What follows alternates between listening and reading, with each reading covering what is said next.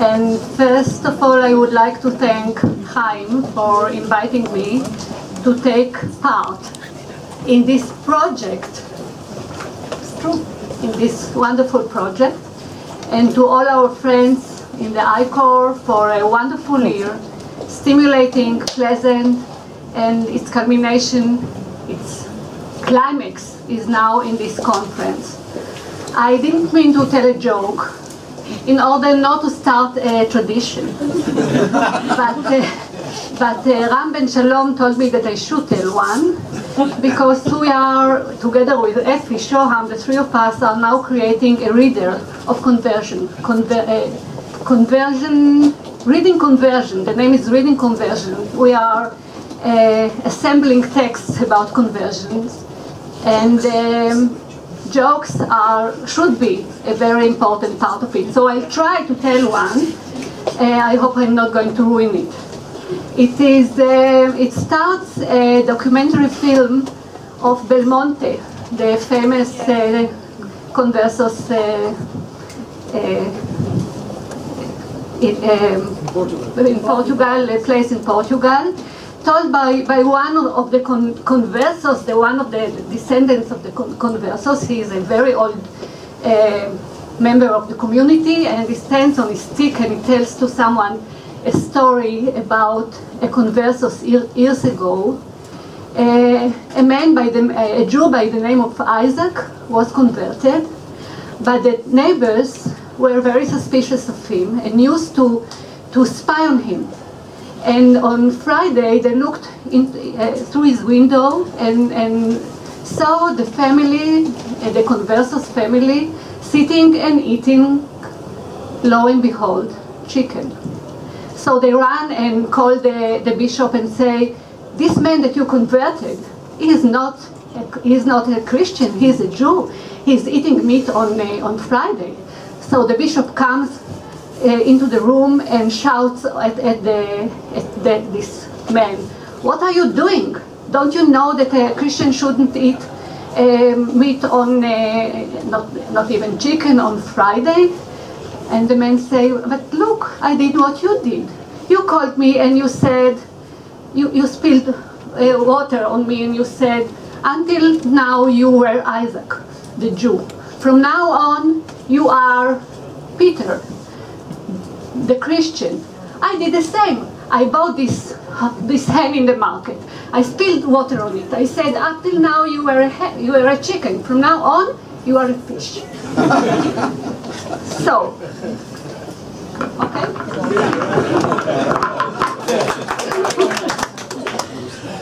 So our session is about conversion in an urban setting. And our first speaker is Alex van der Haven, who received his PhD in the history of religions at the University of Chicago Divinity School, and is presently a research fellow at the Department of Jewish History at Haifa University, adjunct associate professor at Webster University, St. Louis, and adjunct lecturer at the Interdisciplinary Center in Herzliya. He is interested in structural changes in Judaism and Christianity, as well as the birth of new religions during the modern period. And his talk is about conversion on trial, the Horn trial of 3 converts to Judaism.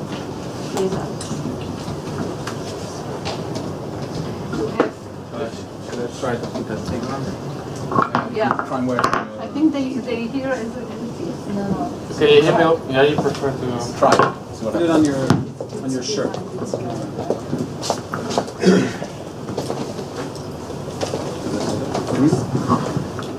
Is this clear? Yeah. Excellent. Yeah. Excellent. Low baritone, bass. All right. This is a bit late for you medievalists, but we'll try it. For me, it's very early, so I hope this is going to work out.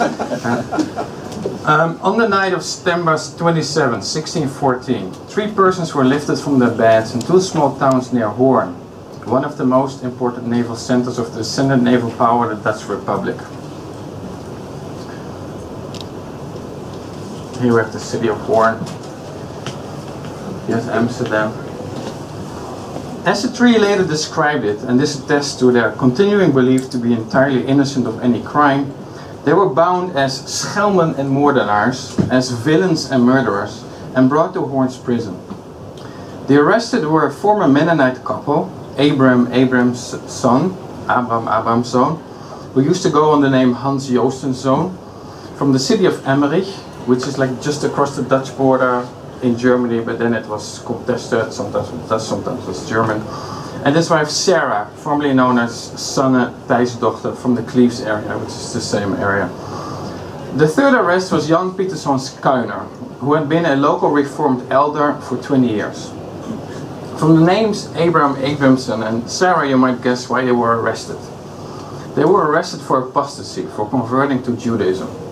In addition, Abraham Abramson and Sarah, who had arrived recently as Jews in the Hoorn region, were accused of seducing Jan Pieterszoon into the Jewish faith.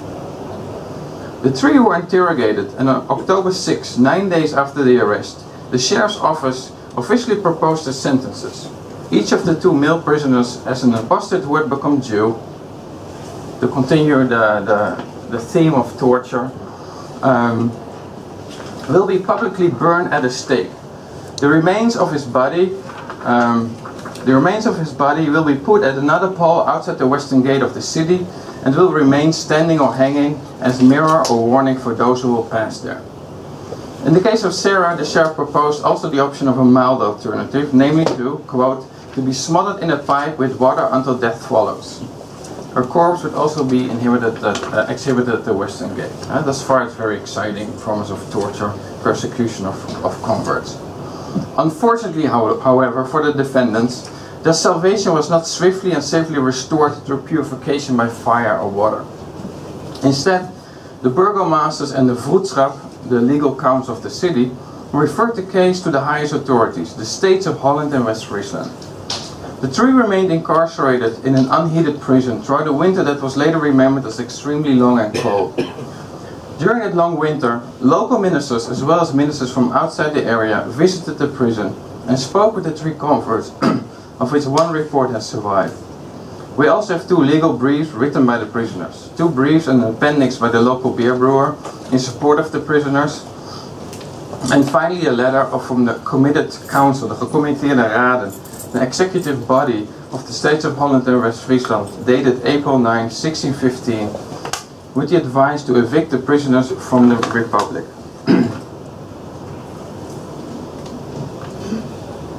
The Hoorn case created the need for regulations for relations between Dutch Christians and an increasing number of Jews who were arriving in the Republic.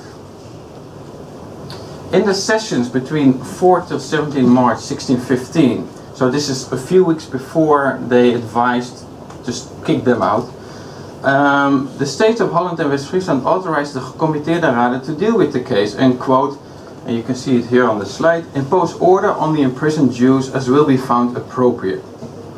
It also commissioned the pensionaries of Amsterdam and Rotterdam, and the pensioner of Rotterdam was Hugo Grotius, the famous legal scholar, and actually his version has survived, to, quote, design regulations to prevent the Jews from all scandals, annoyances and seduction, unquote.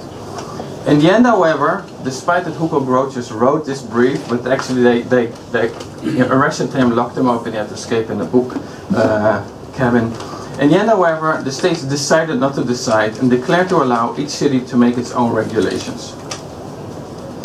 An example of a local legislation that was put in writing soon after the completion of the Hoorn trial is that of Amsterdam's burgomasters in November 1616, and which remained in force until 1795. That Jews should refrain from written and spoken attacks against Christianity, from sexual intercourse with Christian women, so they were not worried about the chastity of Jewish women, just about Christian Jewish men, which is interesting, from building synagogue, and most importantly, that Jews should, quote, not attempt to convert Christians to Judaism or circumcise them. You see on the right, there's still a print from 1747 with this law written from the city of Amsterdam. From the fact that the Hoorn trial led to the creation of regulations, a number of historians have drawn the conclusion that this case of Gentile conversion to Judaism negatively affected the standing of the Republic's young Jewish community. For instance, Jacob Swartz, who wrote in 1929, saw it as, quote, a welcome pretext for action against the Jewish community, unquote, even though the community itself had nothing to do with it. Recently, and this is 1997, but I'm a historian of the Longue Durée, and it's not that long ago, recently Miriam Bodian has written that the Horn case, quote, brought unwanted attention to the Portuguese Jews, despite the fact that they had not been involved in the conversions, unquote. The reason was, Bodian suggests, that for the Dutch, the most scandalous violation occurred when a Christian converted to Judaism. The most tolerant minds recoiled at this unnatural event. There are many more, but there are two problems with this idea that this case of gentle conversion crossed a brightly red Dutch line, a brightly red Dutch line, and therefore hurt the Jewish community by the creation of restrictive legislation. The first problem is that the Horn case did not really awake the spectre of anti-Jewish sentiments. Daniel Sierdziński has pointed out that no disciplinary action was undertaken against the Jewish communities who had embraced these converts in their midst, and described the regulations as laconic. This suggests that these regulations were a formal, face-saving substitute for real action rather than an anti-Jewish gut reaction. But this is also when you see that legislation is made, people quickly get into the mode of persecution is on its way. But here in this case it almost seems the other way around, that we have to act as if we do something, but in fact we don't do anything. And indeed, although burial and circumcision registers suggest that half to 1% of the Dutch Jewish community during the period of the Dutch Republic's existence were Gentiles who had converted to Judaism, so not Jews, former Jews had returned to Judaism, but people with no Jewish background whatsoever had converted to Judaism. I know of no convert or a seducer of a Gentile who had been persecuted since those regulations were put in place and also adopted by the Jewish communities. There's a case of 1649 by a circumciser, Chames, who is lightly punished by the Amsterdam Mahamad for circumcising a Jew, but there seemed to have been more upset that he didn't ask them permission for it rather than for circumcising. And actually they were also very angry a decade before at Uriel Acosta for disadvising two Gentiles who came to Amsterdam to convert. They were angry because he disadvised them for seeking circumcision. So they had nothing against circumcision, they had something against him not asking him and then permission for circumcision. Secondly, and this is the focus of this presentation, the idea that there was a red line that, to use Bodian's formulation, clearly separated the acceptable natural from the horrific unnatural, misrepresents the varieties of perceptions of what actually happened in these conversions and the different ways in which these were judged. In other words, the line was not only red but also orange, green and grey. Moreover, it located the separation between acceptable and unacceptable in very different locations. In order to distinguish several of these lines, we will return in as much detail as a short lecture allows to the Horn case.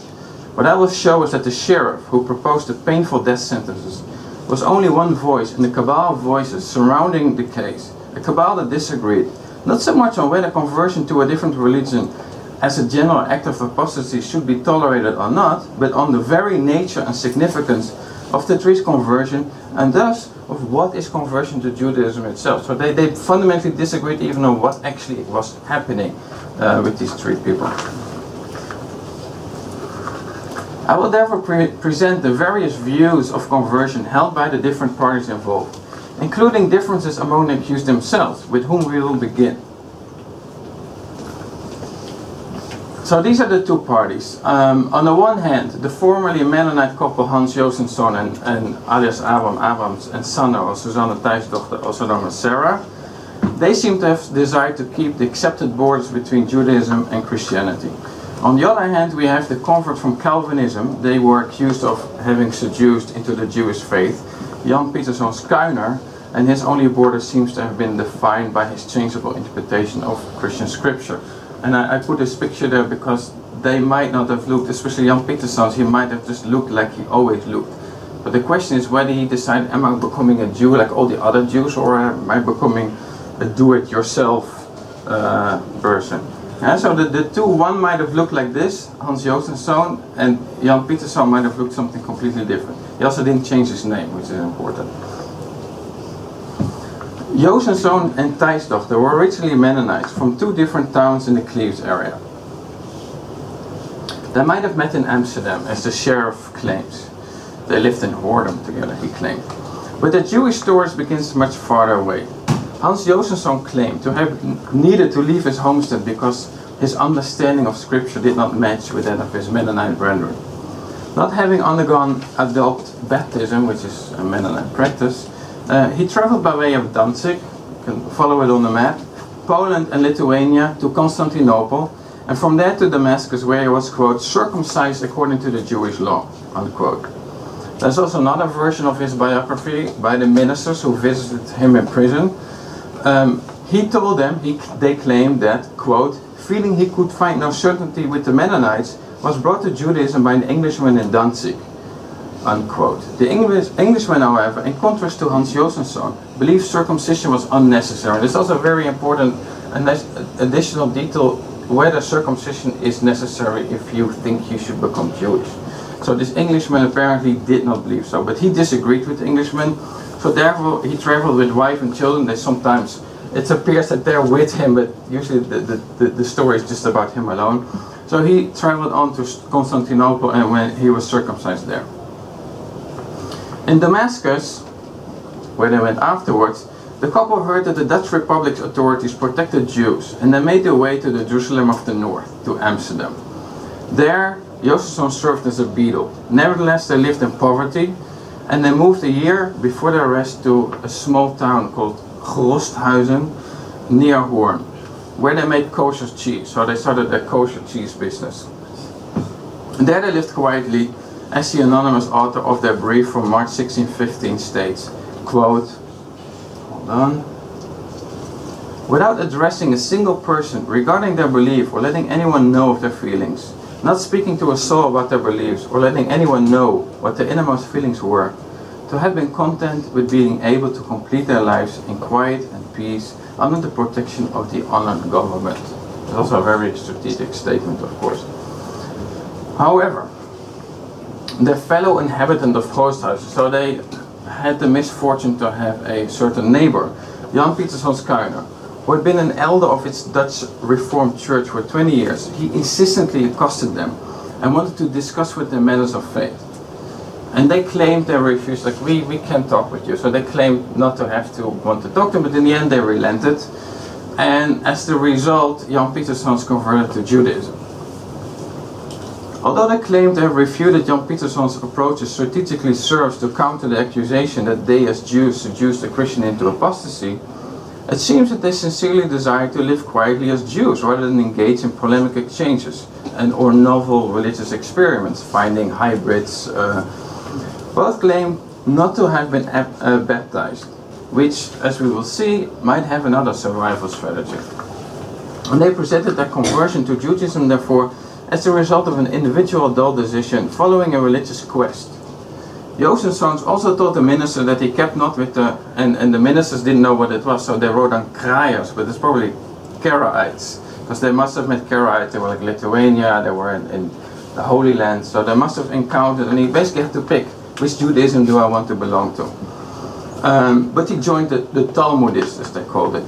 So basically they wanted to become regular Jews. They didn't want to make all kinds of weird new experiments. They wanted to be the most normal Jew as possible. That was their purpose.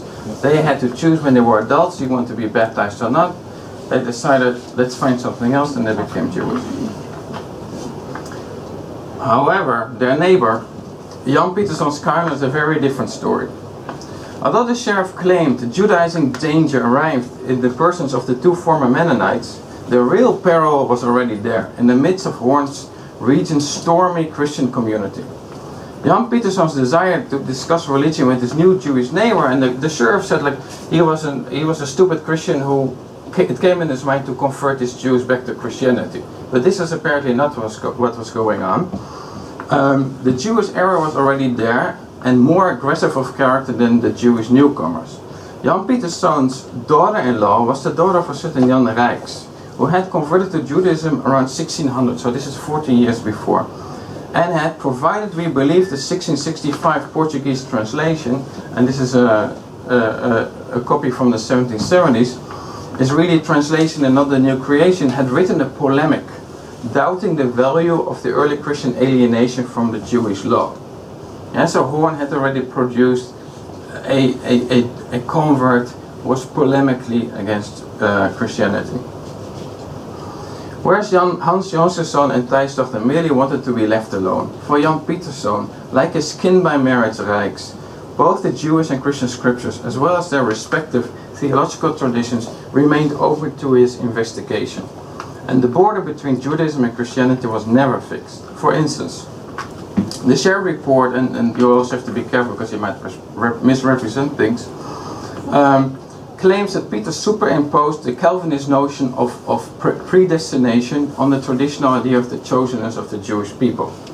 And Rijks in Kesed Jonathan, and it's probably like he meant Kesed Jonathan, but it's written in Kesed Jonathan, wrote positively about the Ebionite Christians who both believed in Jesus Christ and at the same time continued to observe the Jewish law. Thus, whereas for the Mennonite couple, Judaism seems to be an adult decision that one should remain committed to, Jan Pieterszoon could always change his mind based on the change of mind in his understanding of Scripture. This is well expressed in one of his defiant statements during one of the interrogations, when he stated that, quote, he was willing to offer his neck for the Jewish faith.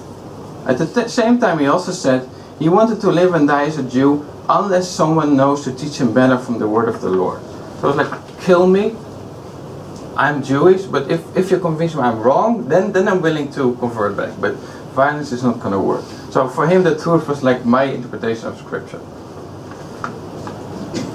Okay, the other parties involved. There were therefore differences among the converts themselves in how they understood and acted upon their conversion. And this was no less the case with other actors in the Horn trial. I should first of all note that although on the surface the prisoner's guilt, and this kind of fits with the lectures of this morning, guilt or innocence was at stake, the Horn case must be seen as one of the pawns in a battle much closer to the circumcised hearts of the different parties involved, namely a vicious struggle for domination between Horn's Arminian and Orthodox Calvinists. Therefore, resistance against or support of the sheriff's desire to execute our prisoner should be understood in that context. Keeping that in mind, let us look at the varieties of what is exactly conversion and how this should be treated. The different opinions can be divided in three groups. I'm starting here with the first.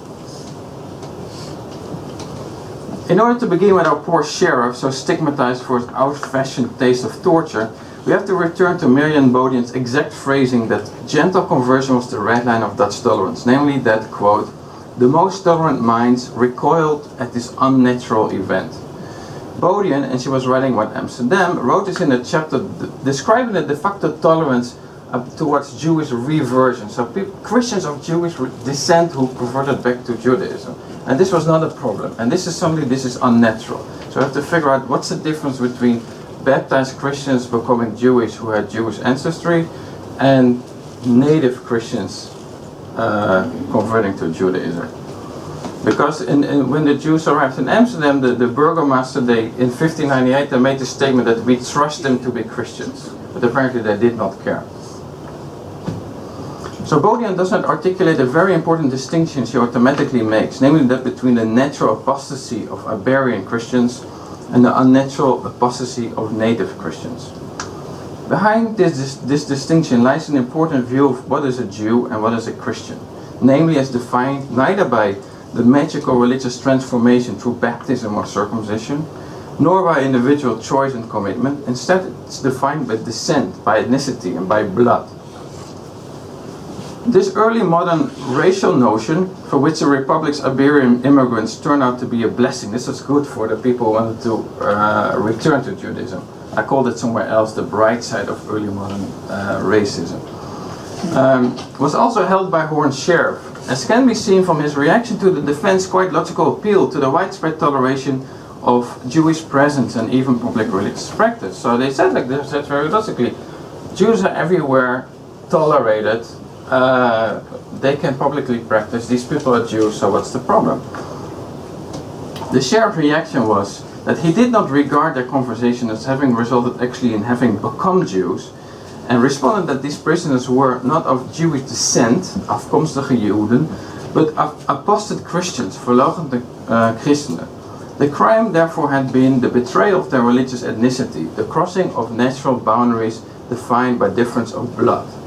Yeah, so these people were, it's funny, like it's an ethnic notion even of Christianity. They betrayed ethnicity. Sheriff Klaas Boelens, although a very educated man, was not interested in doctrinal matters, because for him the crime was one of tribal disloyalty, rather than incorrect beliefs. The case was very different with the ministers who visited the prisoners. They, unlike the sheriff, were not in the least interested in genealogical matters, so they didn't care whether they were of Jewish descent or not. Rather, they grilled the prisoners on doctrinal matters. They gave them bulleted points. Seriously, they gave them homework. They had to return the answer. Between the end of October and December 9th, these ministers held once to twice a week theological disputes, as they called it, with the prisoners. Especially about Isaiah 53 and Psalm 110, two favorites of Christian polemicists.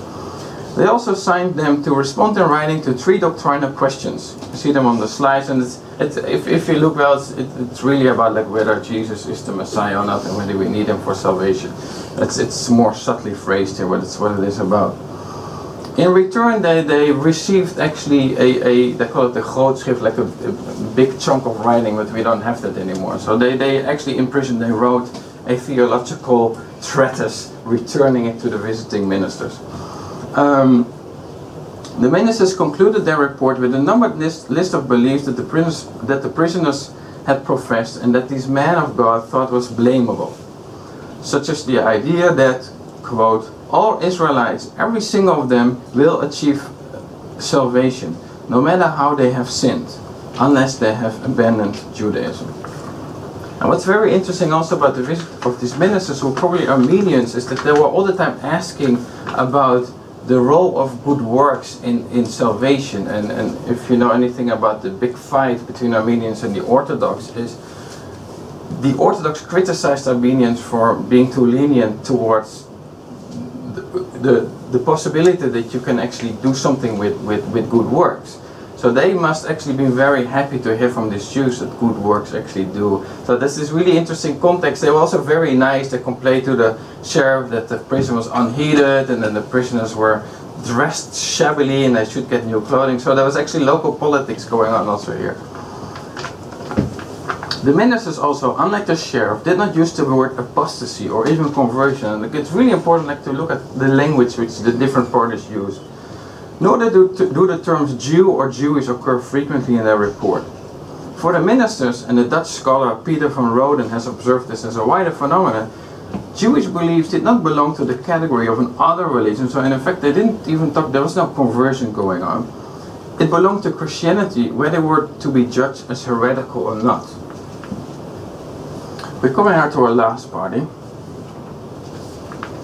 I think in the lecture of this morning, United was like Republicans. We can call it the Republicans, the same category. This is represented by 3 documents from the hand of Hans Balthasar Velves, the local learned beer brewer of the city of Hoorn, who sent in unrequested documents, and a letter from the states of Holland and West Friesland to the city of Hoorn with the final advice what to do with these troublemakers. Velves and most of the state's powerful regions were what historians call politiek, or Republicans. I think we can, because they really sound like exactly the same category. Whereas the early Dutch revolt of the previous century had been carried by a universal appeal to freedom of conscience, the opinion of what exactly freedom meant soon started to diverge. On the one extreme, many of the servants of the Dutch Reformed churches reinterpreted this freedom to mean the freedom from sin through commitment to the Calvinist faith. You understand what kind of freedom that is. Whereas on the other hand, extreme thinkers such as the followers of Dirk, Volkerson and Coornhert insisted on an uncompromising individual freedom of religious commitment. Most of the magistrates who were in spirit closer to the latter party walked a third, more moderate part, and were called the so-called politiek, who believed that the Republic's social-political harmony would best be served not by imposing religious unity, but by neutralizing any force that stirs disharmony. From this perspective, not only the conversion, but also action against converts was judged by its potentially harmful effect on social harmony. The sheriff had done much effort to depict the prisoners not only as apostates, but also as stirring up all kinds of trouble. The Mennonite couple, and I mentioned it earlier, they had lived together in Hoorn in Amsterdam before they got married, and before they committed themselves to seducing Hoorn citizens into apostasy, they had lived as vagabonds. The sheriff sketched Jan Pieterszoon as an inveterate troublemaker in his own community. He was always fighting with everybody there about the true meaning of scripture. And he even mentioned that when it came to blows between him and his minister, like he was the first one to throw a punch. So he's a troublemaker. De Boer brewer, however, tried to create a very different picture. In his letters to Hoorn's burgomasters and the letters to the states of Holland and West Friesland, he expressed the fear that the magistrate would only receive the one-sided view of the sheriff, who had unjustly smeared the good character of the defendants. Instead, Velvers argued that the very trial caused it was the trial itself that caused social disharmony, and emphasized the negative effect of religious persecution on, quote, the welfare and fortune of all flourishing republics existing in the confluence of several nations and peoples and in commerce negotiations, unquote. He therefore argued that, quote, the opinions and feelings of these people must be tolerated, to which he added pragmatically, if the doctrine, the religion, if the doctrine is openly tolerated, no one who converts to it needs to be punished. If we don't say it's a problem, it's not a problem. And he also said, where there's no interdiction, there's no transgression. To bring back the converts from the error, he argued, one should not use the sword, but one should use the words and example of Christ. So he really believed that they had gone to the wrong side, but he did not agree with the way or whether we actually should use the government to bring them back. The letter of the Gecommitteerde Raden of Holland and West Friesland, commissioned by the states to advise Hoorn on what to do with the prisoners, sent to the city of Hoorn, is very brief and without detail, but it sends a clear message that echoes the same politic attitude. It calls the prisoners Jews rather than apostate Christians or heretics, and advises Hoorn to, quote, get rid of them. It's literal text, like get rid of them, without imposing any sentence. It advises to, quote, make the Jews promise to leave the United Provinces within a short period under the threat to be banned if they return any time soon. So that's like 2 steps from we're gonna burn them. Because the step down is like we're gonna ban them, and if you come back we're gonna hang you or burn you. And this is even a step down. Like we ask you to leave, and if you come back we'll ban you. So it's really it's not much of a punishment. So now the source of the trouble is removed, and Hoorn can return to its own religious warfare, which they were busy as themselves. Sorry, I could not let from the famous convert far later than the topic of most of the lectures of this conference, chapter 3. Concluding. So the image that the case of the 3 converts in Hoorn awakened a great Christian fear that Judaism was spilling over the borders of the miserable confinement St. Augustine had decreed over the Jews, and that this fear led to action against the Republic's Jewish community is not only overstated, as can also be seen from the authorities' lenience of this traditionally grave offense. The image also hides the plurality of views of what exactly was the nature and significance of these 3 individuals to be Jewish. And I summarize it here. Is Judaism one of the options of the adult choice of an unbaptized Christian? So it's almost like it's the Mennonite trick. What do you choose when you grow up? Is it the necessary outcome of independent Bible study? This was like the Calvinist trick. Is it an ethnicity that a Christian of Jewish descent can return to, but a native Christian is forbidden to try to join? Yeah, is it really unnatural, almost in a modern biological sense? This was the sheriff. Is it the Christian heresy? This is what the ministers were concerned about. Do they believe the right or the wrong thing? Or is it one of the Republic's religions that we should not make too much of a fuss about? That was the government. We really don't care, basically. The many different views that can be detected in a single case, and the fact that the formal restrictions that followed the case are not necessarily signs of intolerance, should therefore serve as an invitation to students of conversion in any historical context to be particularly aware what different historical actors actually understand by conversion, and therefore what the actions that based on these understandings actually mean. That's it.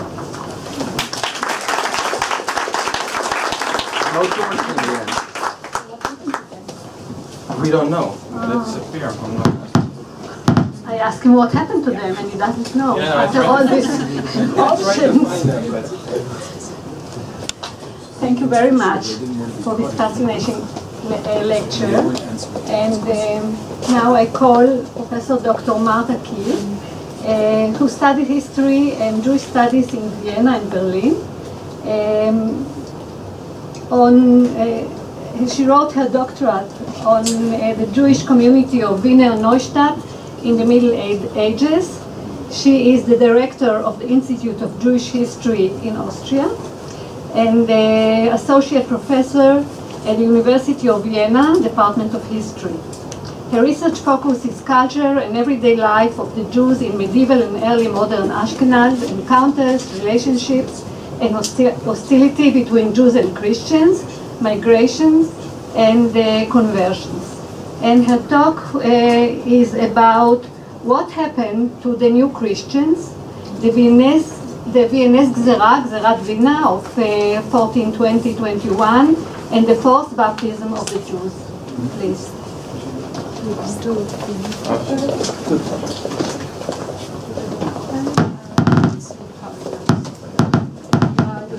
No, I don't have.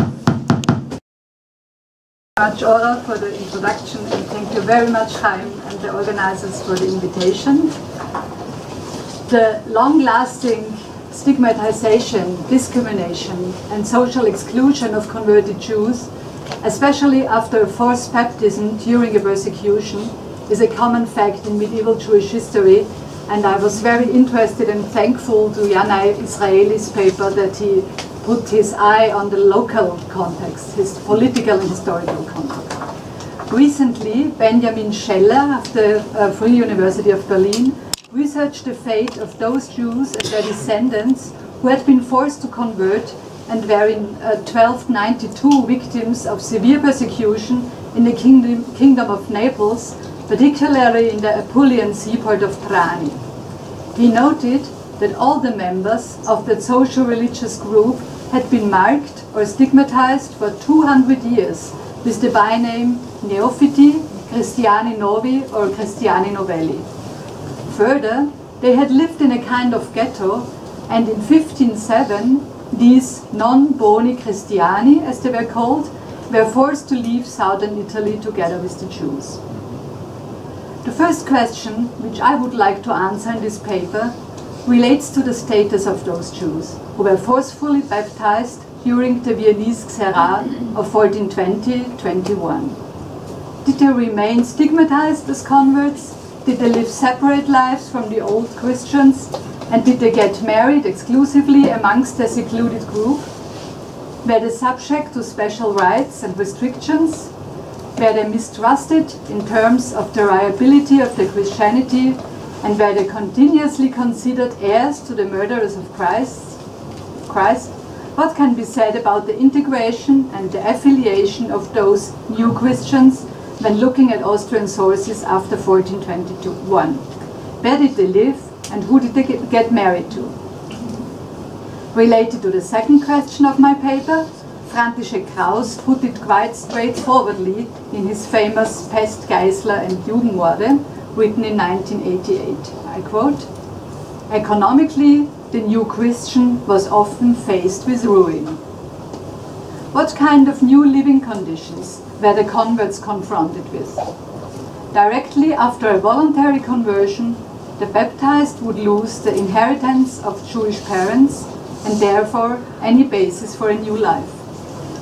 During the Gzerat, the forcefully baptized were even more so confronted with that fact, as the entire Jewish population had been dispossessed of their assets, which had been confiscated by Duke Albrecht V. The prohibition of taking interest among brethren, in this case among Christians and new Christians, required them anyway to search for a new source of income. Do the sources provide us with information on a second career as Christians, and connected with it, were the converts given access to schools, education, skilled crafts, trades and offices? Methodically, the pragmatic question is raised how the targeted people can be recognized within the sources. The first name does not give any indication regarding religious affiliation. Baptized Jews and Christian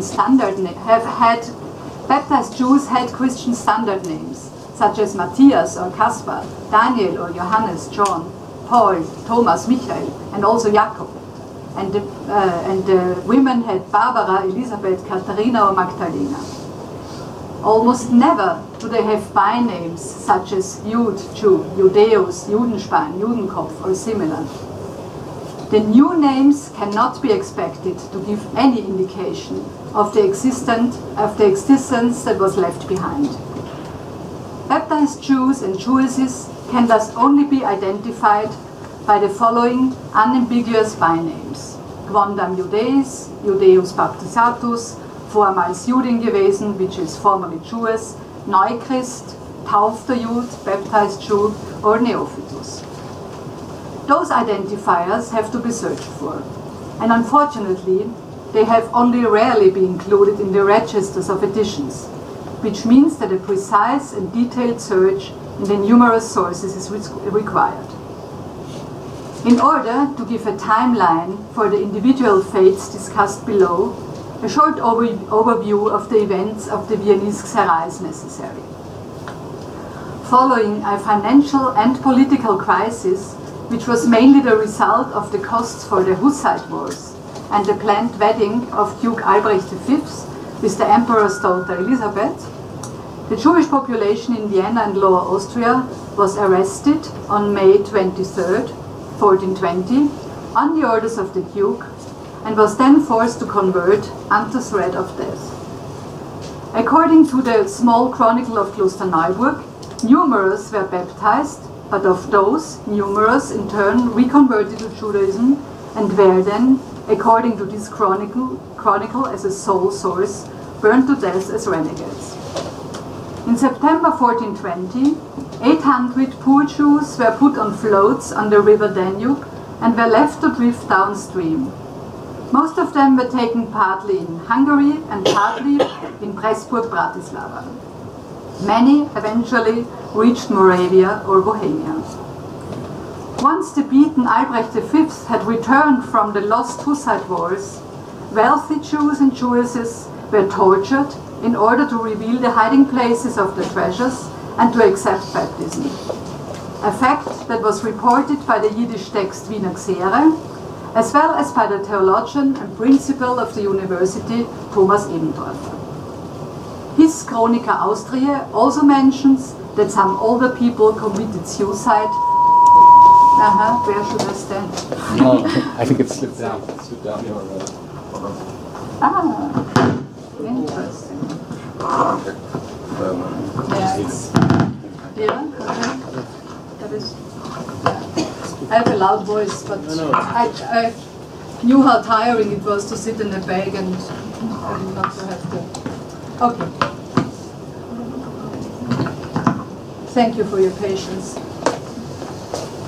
So, the ritual suicide, the Kiddush Hashem, of a group of Jewish prisoners in the synagogue is described in much detail and with many topoi, I must say, in the Wiener Xere, in this Yiddish text.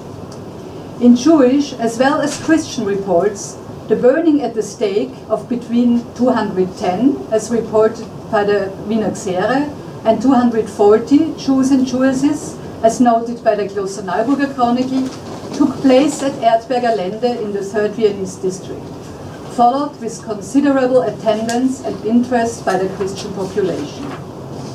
Politically, this cold-bloodedly organized political murder, as Michael Toch called it, was justified with the collaboration of Jews with the Hussite enemy, even though that would have had to be sued with eviction and not with execution.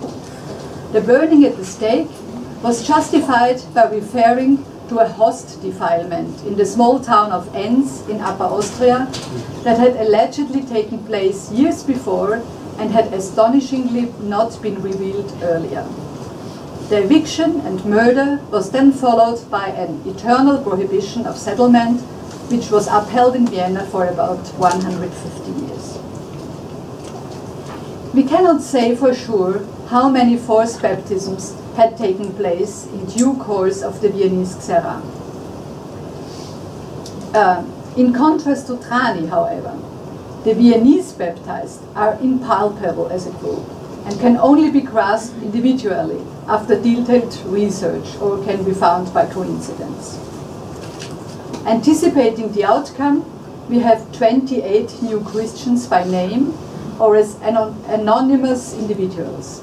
17 of them are men, of which 5 or 4 are German students, not Austrian ones, at the University of Vienna.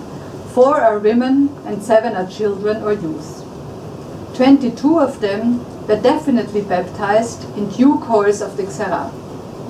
It is unclear whether the rare mention of female new Christians is due to the Jews' stronger faithfulness to their belief, even though the Wiener Xera states that more women than men, 110 to 90, were amongst the victims. The lower representation in communal sources is connected to the legal status. It is mostly the husbands who were the actors of property transactions, and their wives were only mentioned by their first names and without further description. I am aware of the fact that we cannot pull valid statistics from the moderate number of 28 people. The context does, however, allow for some conclusions due to comments and their contexts. Hannah, called Peltlin, being the widow of Peltl of Salzburg, he presumably died around 1411, ran her own loaning business and owned a house in Vienna. Her daughter Leah accepted baptism in 1421, but we do not know what happened to her second daughter, Schöndl. Nothing has been passed down. Being a Christian, Elisabeth Leah did not inherit her mother's house. She was, however, given a possibly better house, as present by Albrecht V in April 1422, in the center of Vienna. She can be identified as the new owner without any doubt. I quote, Elsbeth, the new Christian, earlier called Leah, daughter of the Jewess Peltlin, has won the profit and use of the house, etc. Neither a husband nor any children are mentioned, nor do we know anything about the fate of her mother. The new Christian Elisabeth did not live separated, but received a house in an area that already had Christian neighbors during the times of the Viennese Jewish quarter. Before the Viennese Xera, the building had belonged to Rabbi Meisterl, who is mentioned in the Wiener Xere as a torture victim. The second baptized Jewess, named in the small Klosterneuburger Chronicle, which was written after 1428, and covering the time between 1322 and 1428, had a similar fate. I quote, a Jewess at Klosterneuburg accepted baptism and was called Barbara. Beforehand, she had been married to the Jew Schäbelein. Afterwards, she took Niklas den Lueger, who was the son of an honorable burgher, as husband. When he died, she took Niklas den Lister, son of a burgher from Besburg, as husband. End of the quote. We do not learn the Jewish name of this woman, nor did her husband Schäbelein leave any trace in the sources, according to today's knowledge. It is remarkable, though, that she could immediately marry into the Christian bourgeoisie, even though she brought with her 3 also baptized children who were recorded in a different context. In November 1430, Barbara drew up a charter together with her children, Thomas and Katrai, and also in the name of their minor brother Jakob. They sold the half of their house, which they had been given as a present by Albrecht V, because all 4 of them, Barbara and her 3 children, had converted to Christianity. The previous owner had been the Jew Levine. The charter has the procedure described as follows, I quote, the house was given to us by our Lord Immediately after all four of us had received holy baptism and had abjured the Jewish heresy, we avowed ourselves to the holy Christian faith. End of quote. Barbara's story was known in Klosterneuburg and seemed worth retelling by the chronicler.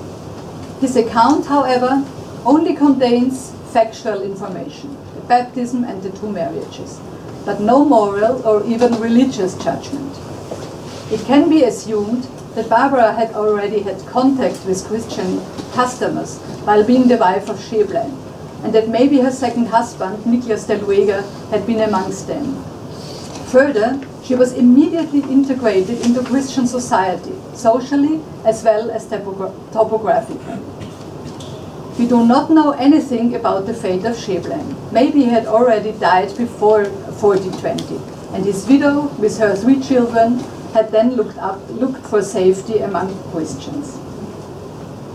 Based on these examples of, so to say, benefiting from a catastrophe, I consider it irrelevant to discuss whether Lea's or Barbara's baptisms had been forced or voluntary. They are to be seen in the context of a history of violence for whatever personal reasons. Barbara's charter relates to the fate of her baptized Jewish children. The Judenordnung, the Ordinance on Jews of 1244, which had been confirmed by Albrecht V, punished the abduction of Jewish children at theft.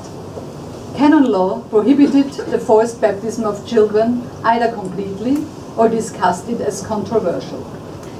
Even Pope Martin V, who forcefully repeated that ban in a letter dating March 1st, 1421, did not keep Albrecht V from abducting Jewish children and having them baptized.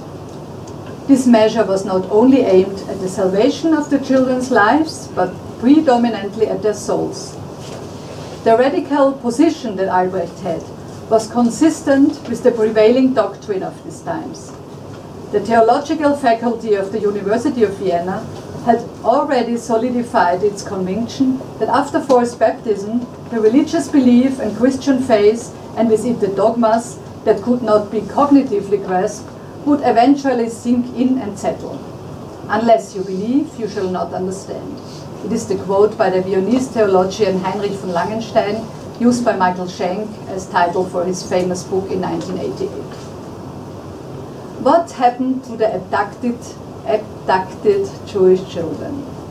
We have in the abbot Martin of Leibitz a relatively objective eyewitness of the burnings from March 12, 1421, who answered this question with the Parvulis Judeorum in his book Senatorium.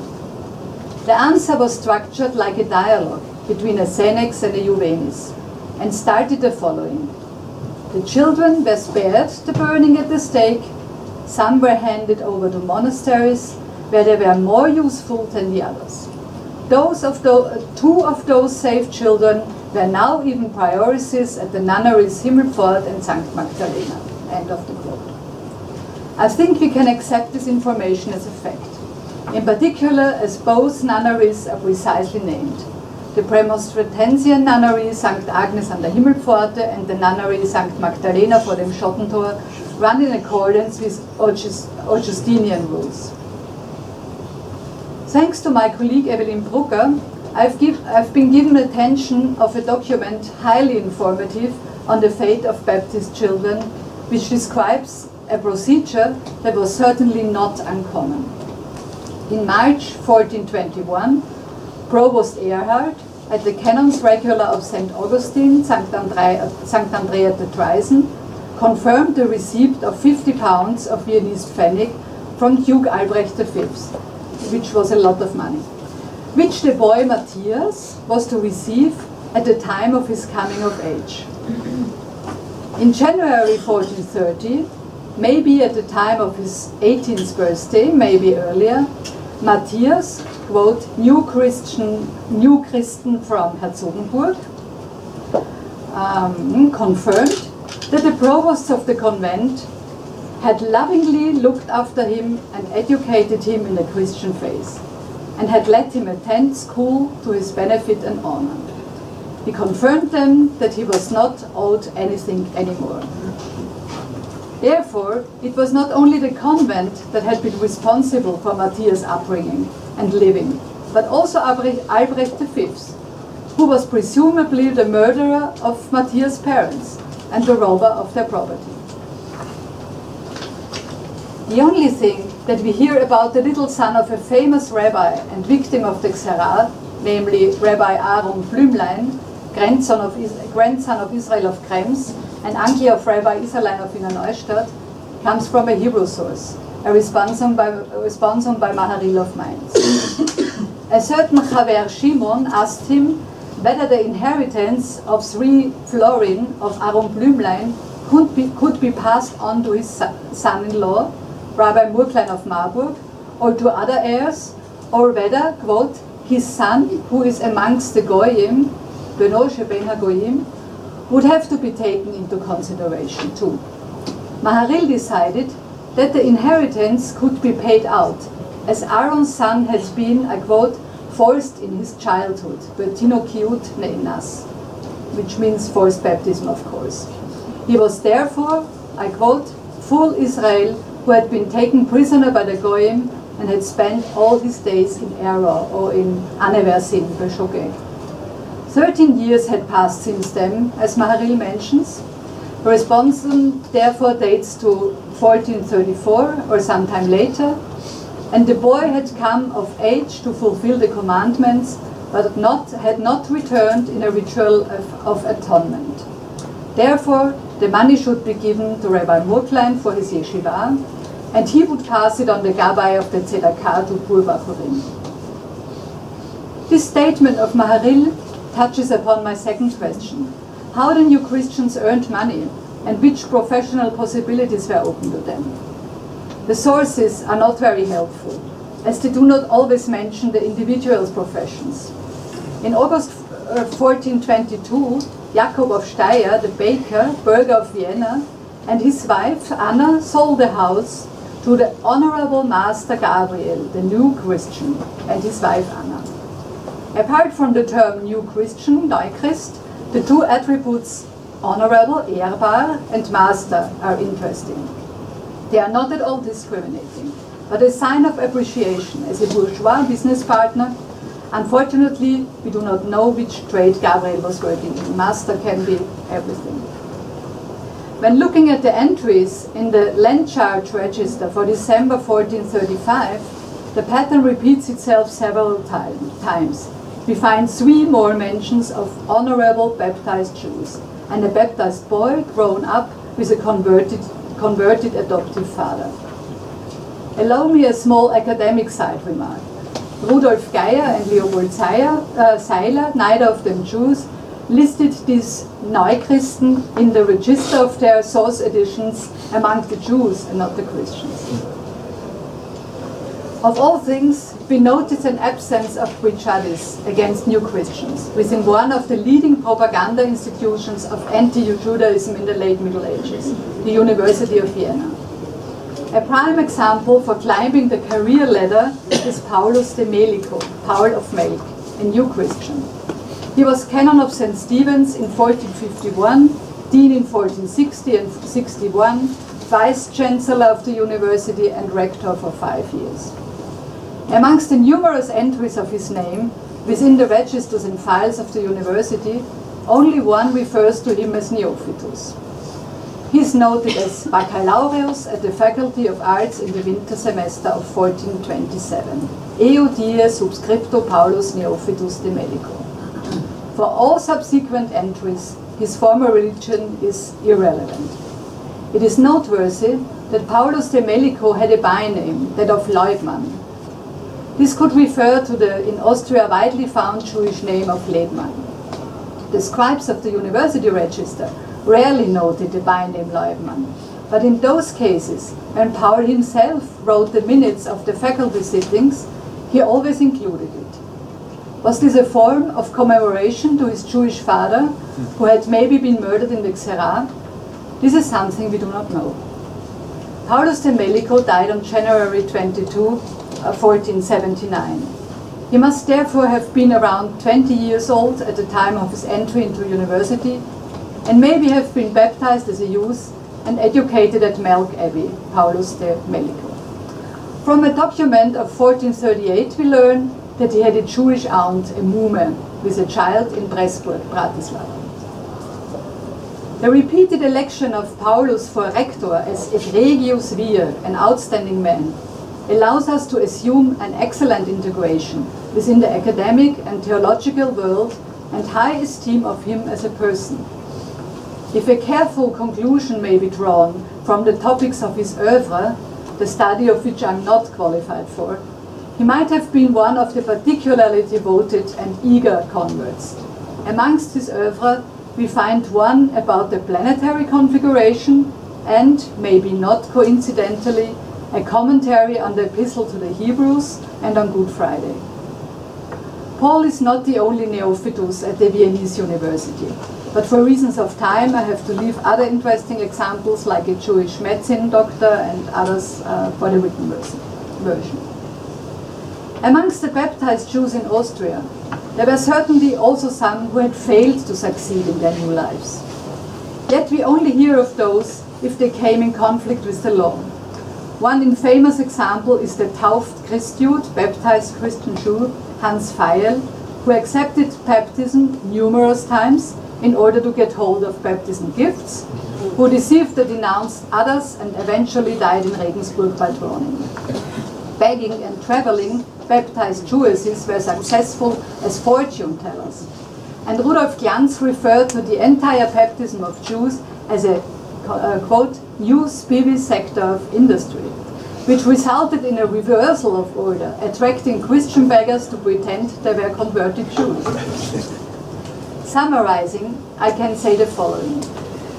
What connects all those individual faiths in Vienna after the Xeraa is not only the baptism following a violent or at least life-endangering situation, but also the positive attention Duke Albrecht V gave them.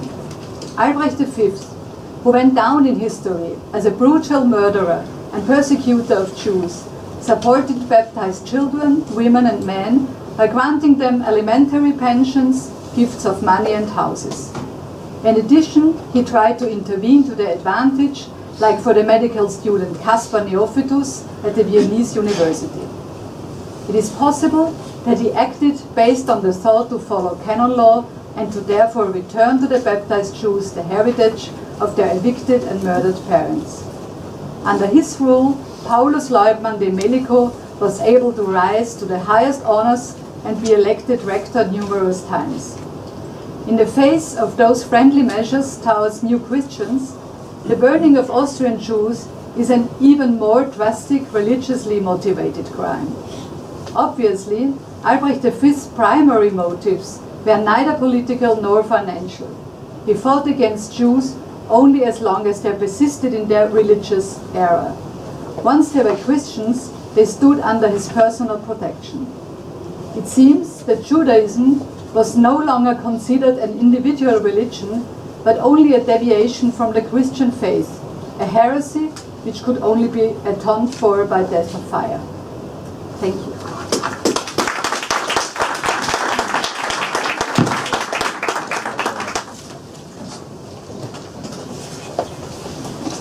Thank you very much, Martha, for this interesting, very interesting paper.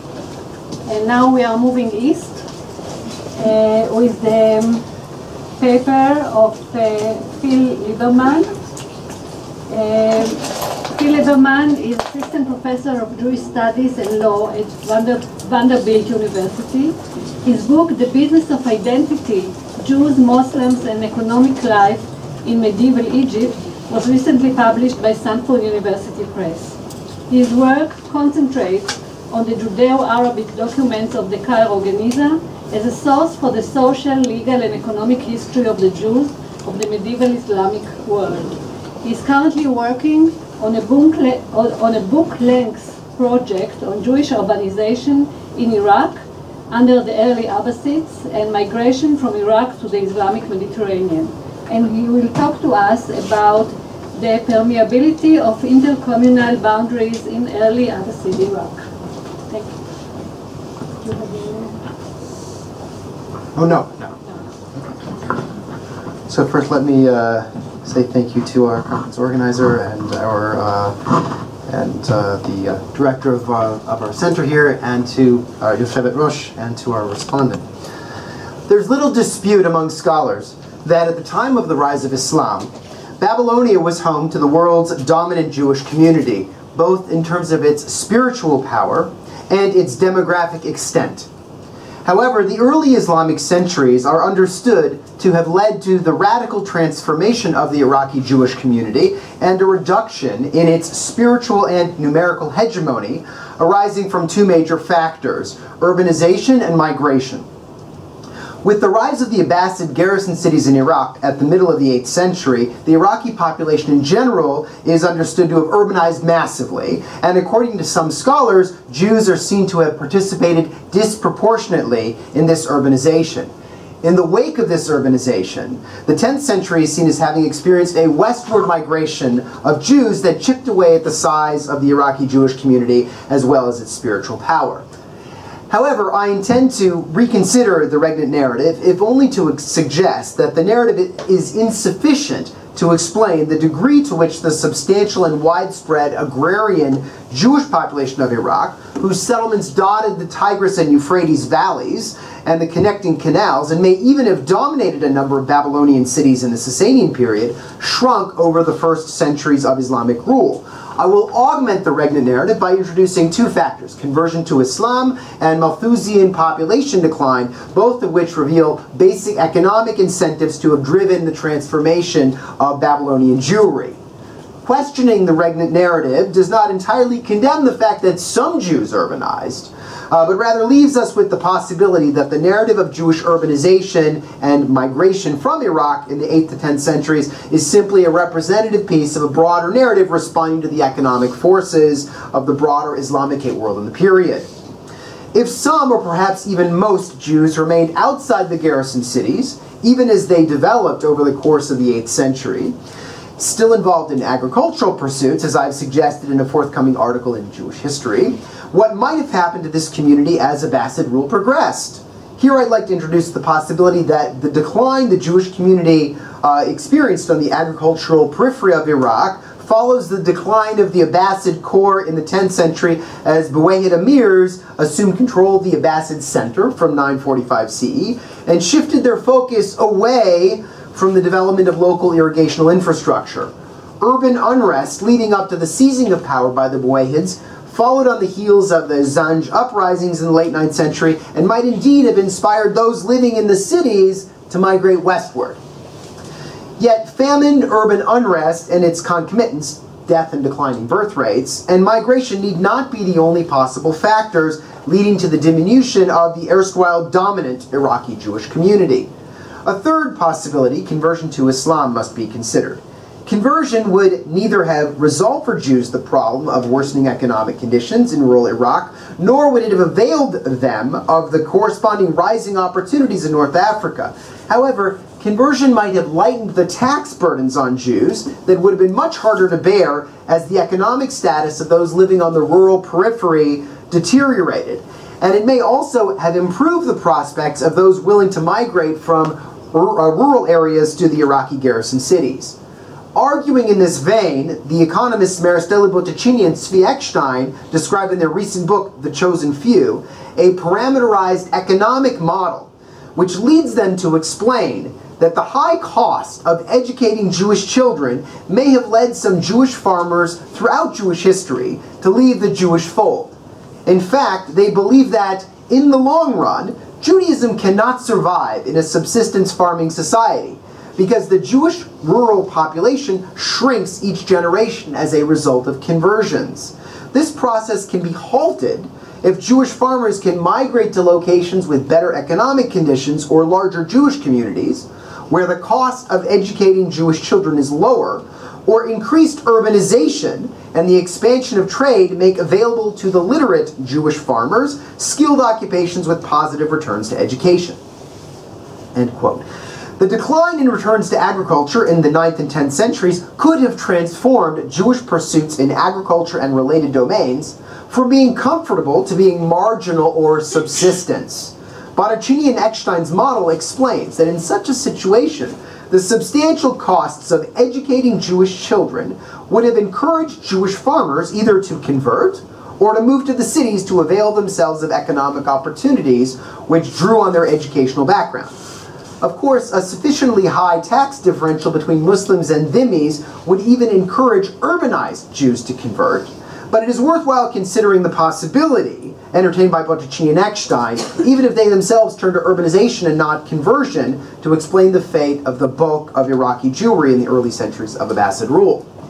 To this end, I would like to use my time today to engage the literature of the Babylonian Geonim concerning apostasy, to contemplate the possibility that worsening economic conditions might have led Jews to contemplate conversion in order to alleviate the financial burdens placed on their shoulders, both by the weight of Jewish tradition and by Abbasid administrators in the form of differential taxes.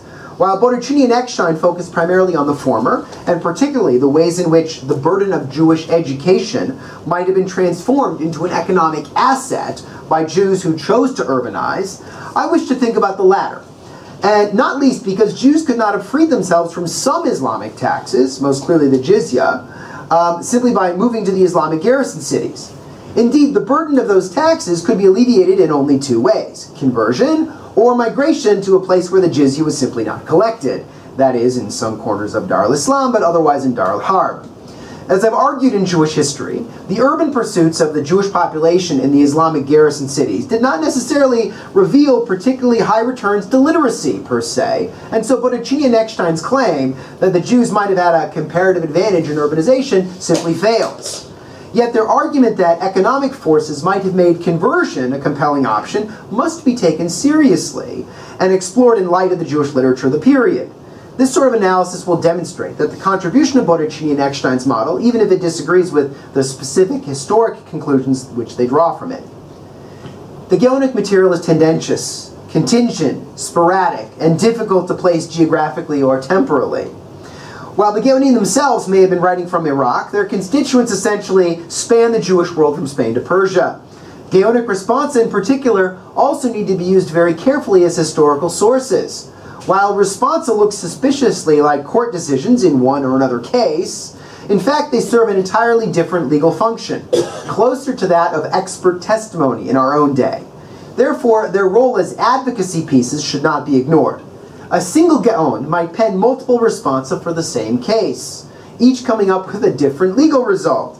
While medieval Jewish legal authorities would sometimes stipulate that one or another opinion held only if the facts were indeed as their questioners had laid them out, we have no way of knowing what the facts on the ground might have been, nor what the results of litigation might have been when a local Jewish judge had to rule for a case on which recourse was made to the Geonim for insights into some point or points of Jewish law. Nonetheless, the Geonic responsa can be used sensitively to illuminate some of the realia of daily life, and so I'll use them here to examine the question of conversion to Islam on the part of the Jewish community of Iraq in the wake of Abbasid conquest in the middle of the 8th century. Yet in order to do this, it is worth examining very briefly what it might have meant to convert to Islam in the early 8th century. What does it mean to convert to Islam in the early 8th century? In his brief discussion of conversion stories in early Islam, Richard Bullitt examines early narratives of Islamic conquest and ponders whether the various semantic notions indicated by the word aslama, referring both to conquest on the part of Muslim armies and to conversion on the part of the conquered, were in fact distinct in the minds of the individuals whom these narratives were written to characterize. Bullitt concludes that early Islamic conversion narratives blur the lines between the two notions. With respect to 7th century Arabia, at least, he explains that the notion of religious conversion as a moral or spiritual act that can be taken independently of other political or social action may not have been widespread, end quote. Going further, he interprets conversion narratives to suggest that change of religion may not have been particularly momentous for the convert, and he then tries to identify some specific behaviors indicating conversion. He locates conversion in public and social behaviors, such as attending Friday prayers in a congregational mosque, although he points out that most towns and villages were not large enough to have such a mosque. Bullitt concludes that the initial decision to join the religious community of the rulers had more to do with the attainment of maintenance of status than it did with religious belief. Bullitt's understanding that conversion was social rather than spiritual may be used fruitfully as a lens through which to read Gaonic materials concerning apostasy from Judaism. Bullitt conjectures that the social nature of behaviors marking conversion would have led many new converts to change their residence, since many would not have wished to give such a glaring affront to people they had been friends with only days before. And he points out that such demographic movements may have contributed to problems of urban sprawl in the wake of conquest. Yet Gaonic responsa not only make it clear that some Jews apostatized, but that the social bonds between the apostate and the Jewish community were not entirely torn asunder by that apostasy. For instance, we see in a responsum of Natranai Gaon that meat slaughtered by an apostate is generally permissible to Jews, although he does prohibit the slaughtering of apostates who have violated the Sabbath in public or consumed wine used in idolatrous libations. While public violation of the Sabbath is well known from rabbinic literature as a heuristic to describe a particular category of apostate, the public nature of the Sabbath desecration, or less so, the consumption of idolatrous wine, is reminiscent of Bullitt's conjecture that conversionary markers were indeed social and public. Yet Islamic practices, such as recitation of the Shahada, while themselves public, would not necessarily have required that one violate the Sabbath in public.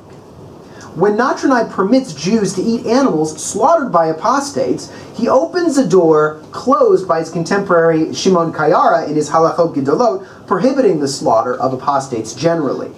Natranai's ruling not only points out the physical proximity of Jewish apostates with those who have remained identifiably Jewish, and the idea that social behaviors were the benchmark of communal affiliation, but it also suggests that apostasy did not necessarily mean absolute alienation from the Jewish community.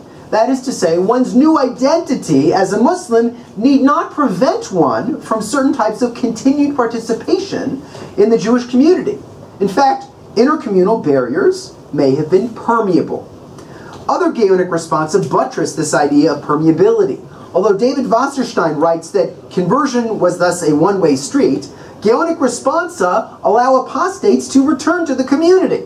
A trope found in a number of Gaonic responsa by Natranai among others concerns the case of an individual of priestly lineage, a Kohen, who apostatized and then returned to Judaism. The Kohen is allowed to return to the Jewish fold, but this return is not without its cost. Natranai holds that the Kohen does not lift his hands to perform the priestly blessing, nor is he called Kohen. In this case, the cost of the Kohen's apostasy is the loss of his priestly perks, right? Using the title Kohen and blessing the congregation in public. Nonetheless, the Kohen is allowed to return to the Jewish community. Run-of-the-mill Jews are also punished with public consequences when they return from apostasy. A number of responsa require the returning apostate to do some sort of public penance to find his or her way back into the Jewish community. For instance, Natranai's successor and competitor, Amram ben Sheshna Gaon, rules that an apostate returning to the Jewish fold in a place other than where he sinned must confess his sins in public and be flogged. On the other hand, Paltoi Gaon does not command the public confession, but does retain the requirement of flogging. In the case of the rank and file, the public nature of the apostate's return is palpable. It's no less so in the case of the Kohen, since the consequences of apostasy are the loss of public standing, even if Natranai does not explicitly describe the process by which the Kohen is to return to the community, that is either through flogging alone or through public confession and flogging. It's worth noting that these particular Kohanim expressed a desire to return, and so while communal borders may have been permeable, it may not have been the case that one could sit on both sides of that communal divide simultaneously. Natranai writes that an apostate may not inherit from his father, an opinion cited by subsequent authorities. Thus, repentant apostates may be able to find their way back into the Jewish community through the performance of certain public acts, such as flogging, but unrepentant apostates remain outside the pale and do not inherit from their fathers. On the other hand, some Geonim disagree with this ruling. The social nature of identification with one or another community is brought into relief when we look at individuals who moved from one place to another, since moving to a new place would give someone an opportunity to forge a new communal identity. Thus, Mar Rav Gaon explains in a responsum that if a penitent apostate leaves the place where he apostatized for one where he is not recognized, and publicly observes Jewish practice, among other matters that he observes the Sabbath in public, that he is received as a Jew based on this publicly observable behavior. Significantly, the Gaon explains that he is not required to return to the place where they know him, for everyone knows that if he returns there, they will kill him.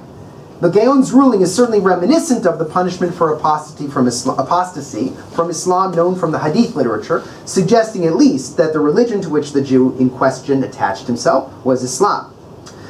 The central role of geography and communal identity I've highlighted here adds to Bullitt's ideas that religious affiliation is a matter of one's social place, pointing to one's physical place as a central marker of identity. Other responses reflect this idea. A responsum of Paltoy Gaon brings to light a theme that appears a century later as well in a responsum of Schreier Gaon, revealing communal borders once again to be permeable as one moves across geographic lines.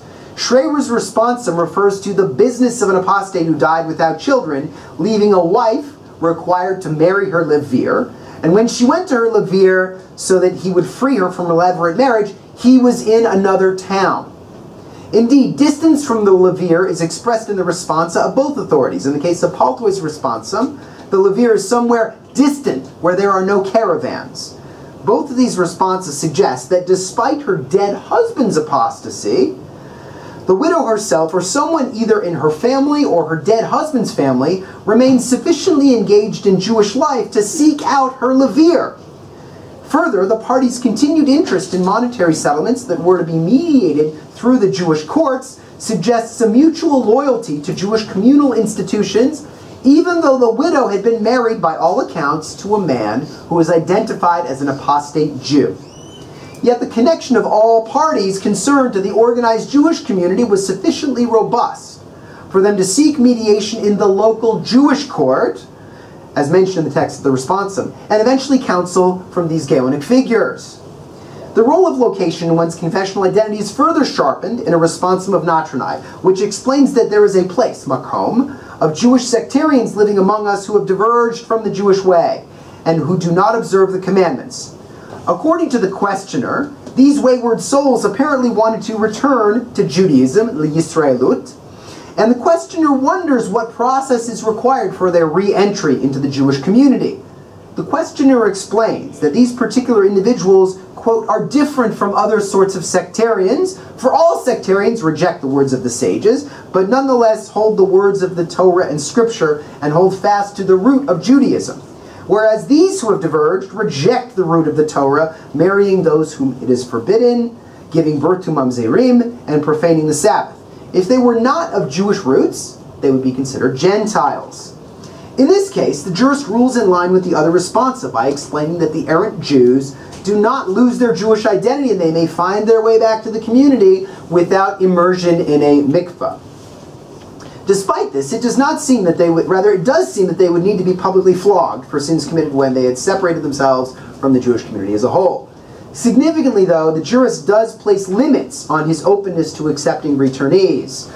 While the errant individuals themselves may be able to return, children of forbidden relationships, that is mamzerim, in which those errant individuals might have engaged while separating themselves from the Jewish community, are not to be accepted. It would be difficult to estimate the frequency of mamzerut due to the use of Islamic courts, but the birth of mamzerim, where wives sought recourse to those courts, would have resulted in the bifurcation of the Jewish community over time. In fact, over the course of just one generation, to those who were suitably born, in the response of Big Kashrut, and those who were not, because of their forebears' use of Islamic courts. Natronai's responsum alludes to erstwhile apostates who wished to return to the Jewish fold, but lurking behind this responsum must have been apostates who did not wish to do so. For those who lived in a place of Jewish sectarians among us who have diverged from the Jewish way, apostasy and sectarianism might have sapped the strength of the Rabbinite Jewish community. Softening of numbers might have led to the disintegration of communal institutions of the Rabbinite Jewish community. This in turn may have inspired others who had been loyal to Rabbinite institutions to leave the Jewish community for practical reasons, which paralleled the departure of the Mamzerim for reasons embodied in Jewish law. Particularly in the rural hinterlands of Iraq then, apostasy could have had a snowball effect among small Jewish populations. And even the departure of small numbers of individuals could have rent the fabric of Rabbinite Jewish society. The fragmentation of the Jewish community itself, with the rising popularity of Anan ben David in the middle of the 8th century, and with the eventual rise of Karaism as a whole somewhat later, would also have chipped away at the hegemony of Rabbinite communal institutions over the Jewish community. Karaite views of consanguinity may have been more stringent than Rabbinite views, but these views were not the only alternatives under a broad Jewish tent. Another response, some referring to Jewish sectarians, mentions the possibility that the offspring of such sectarians could be mamzerim. The questioner begins by mentioning someone in our diaspora by the name of Sharia, who leads others to err, who said, "I am the Messiah," and after whom people followed in error, becoming sectarians and not praying, not attending to prohibitions on unsuitable food or wine used for idolatrous libations, and performing work on the second day of the festival, and proceeds to mention this messianic figure permitted forbidden unions to them. The jurist's response is generally open to the idea of these sectarians returning to the Rabbinite Jewish community, but he does caution the questioner that the children of forbidden unions are publicly marked as mamzerim and forbidden to enter the community. While it's tempting to argue that the messianic figure's name, Sharia, suggests that these apostates were apostates to Islam, the questioner mentions only that the apostates rejected the second day of festivals, leaving open the possibility that they continued to observe the first day of Jewish festivals. It would seem then that these apostates retained a connection to Jewish practice and Jewish communal identity, though not necessarily Rabbinite identity. While it might be convenient to assume that the core of Rabbinite practice, as described by Talmudic sources and the response of the Geonim, was normative for the constituents of the Geonim, the reality of the situation seems to have been more complex. The permeability of boundaries between Judaism and Islam and the breadth of the Jewish tent itself would both have chipped away at the uniformity of Jewish practice and the strength of local Rabbinite Jewish communal institutions, encouraging the reliance on parallel Islamic institutions. Yet where divorce was concerned, this would consign offspring to permanent outsider status, even if one's parents wished to demonstrate a renewed loyalty to Jewish communal authorities and institutions. Since only a subset of those who relied on those Islamic institutions would have cared to do this, we may say with confidence that the rise of Islam would have created a permanent outflow from the Jewish community.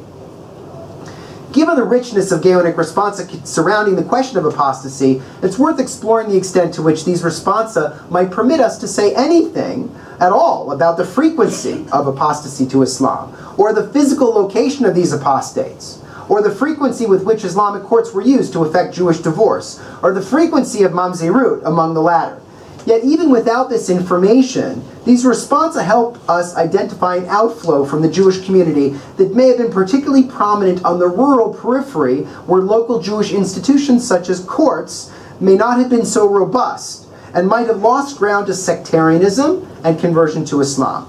If populations decreased below some threshold size, maintaining communal institutions such as courts would have become impossible, compounding the problem and engendering a vicious cycle which would have led to the community's ultimate demise.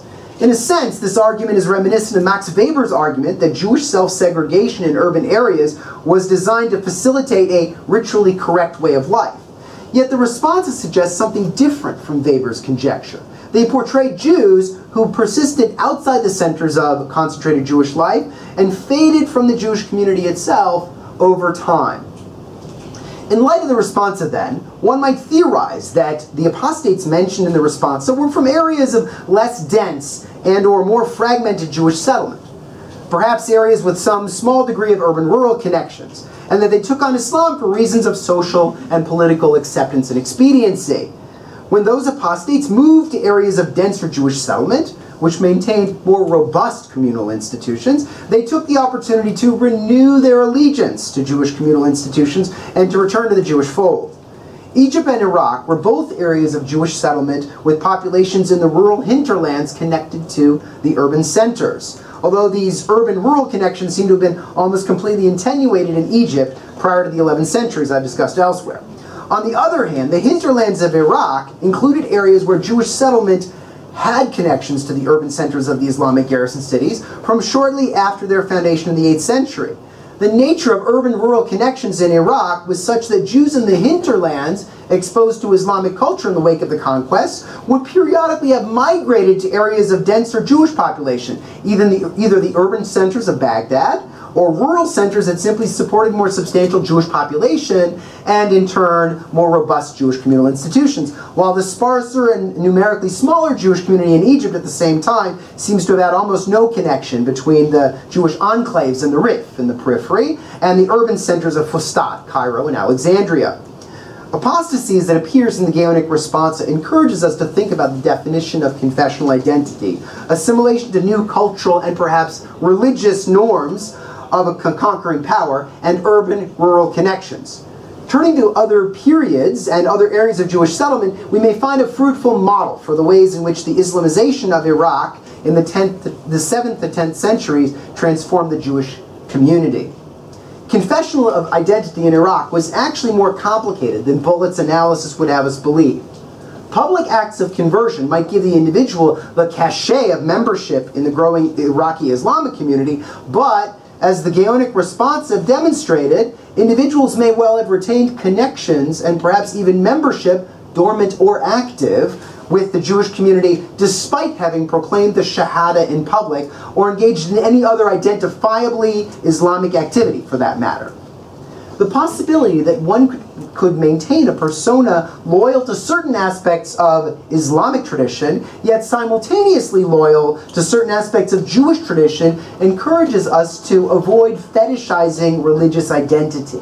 The Jewish adoption of public components of a conqueror's ritual practice calls to mind the complicated religious and social landscape of the land of Israel in the Seleucid period, during which time Hellenistic culture intervened and occupied a place as part of Second Temple Judaism. Just as the Hellenization of the land of Israel may have led to the development of a Hellenistic Judaism, the Islamization of Iraq may be said to have led to the development of an Islamic Judaism. Shaya Cohen's model for this Hellenistic Judaism is instructive here, I quote, "To Hellenize or not to Hellenize was not a question the Jews of antiquity had to answer. They were given no choice. The questions that confronted them were how and how far. How should Judaism adapt itself to meet the new conditions of the age? How far could Judaism go in absorbing foreign ways and ideas before it was untrue to itself and lost its identity?" End quote. In their account of the Hagerization of the Fertile Crescent, Patricia Crona and Michael Cook acknowledge the sort of synthesis suggested by Shaya Cohen in pointing to Epicureanizing Jews. Likewise, they explain that Jews, like their pagan brethren, were well placed to resist conversion because they could afford to be skeptics and still retain their Judaic ethnicity. And unlike the Chaldeans, they could afford to practice astrology and still retain their Judaic God. Indeed, as Gerald Lichtenstein explains, medieval legal treatment of the question, who is not a Jew, does not necessarily demand an answer of the either-or variety. Many authorities allow that one may be a Jew for certain purposes and may not be a Jew for others. Lichtenstein points out that the inalienability of Jewish status, as well as attempts by authorities such as Natronai to challenge Talmudic inalienability in order to penalize apostasy, the response to mentioning the return of apostates, whether due to a change in geography or to a change in the spiritual or quotidian concerns on the part of the apostate, indicate that Jews who had identified as apostates might wish to find their way back. However, in using Gaonica Responsa as an historical source, one must recognize the role of the Gaonim in establishing and maintaining Jewish communal borders. Their description of Jews going out and coming back to the Jewish community may well have fit individuals who in practice held multiple, partially conflicting identities simultaneously. The erosion of the political power of the Geonim, rather of the office of the exilarch, certainly from the middle of the 8th century, combined with internal disputes over exilarchic succession in the first half of the 9th century. While the Geonim did fill the leadership vacuum created by the attenuated role of the exilarch, the shifting of Gaonic courts to the Baghdadi center, even if only partial, would have left the hinterlands with a reduced sense of social control at the communal level. The rise and prominence of Anand ben David in the 8th century not only as a pretender to the exilarchic throne, but as a thinker and legal exegete whose conception of Jewish law challenged the authority of rabbinic authorities, points to an environment of intellectual ferment and diversity in practice, which could have accommodated Islamizing Jews. Just as legal documents of the Cairo Geniza simultaneously accommodated the needs of multiple legal fora, so may the personal identity of Jews living in the agricultural hinterlands of Iraq have simultaneously accommodated the practices of multiple confessional communities. The apostasy of a substantial swath of Iraqi Jewry living on the agricultural periphery could combine with natural decreases in that population due to the decline in agriculture in Iraq as a whole over the course of the 9th century, as Abbasid leaders paid progressively less attention to their agricultural core in order to develop their far-flung empire. The cases of Jews wishing to return from Islamic apostasy to the Jewish community are probably a tiny subset of the sum total of apostasy. Apostasy could also produce a snowball effect, as practicing Jewish communities on the agricultural periphery became smaller and suffered a diminished ability to maintain communal institutions such as courts. Over the course of a few generations, individuals who professed both Judaism and Islam might slowly have lost the trappings of their Jewish identity as Islamic culture afforded economic and social status and Jewish institutions declined.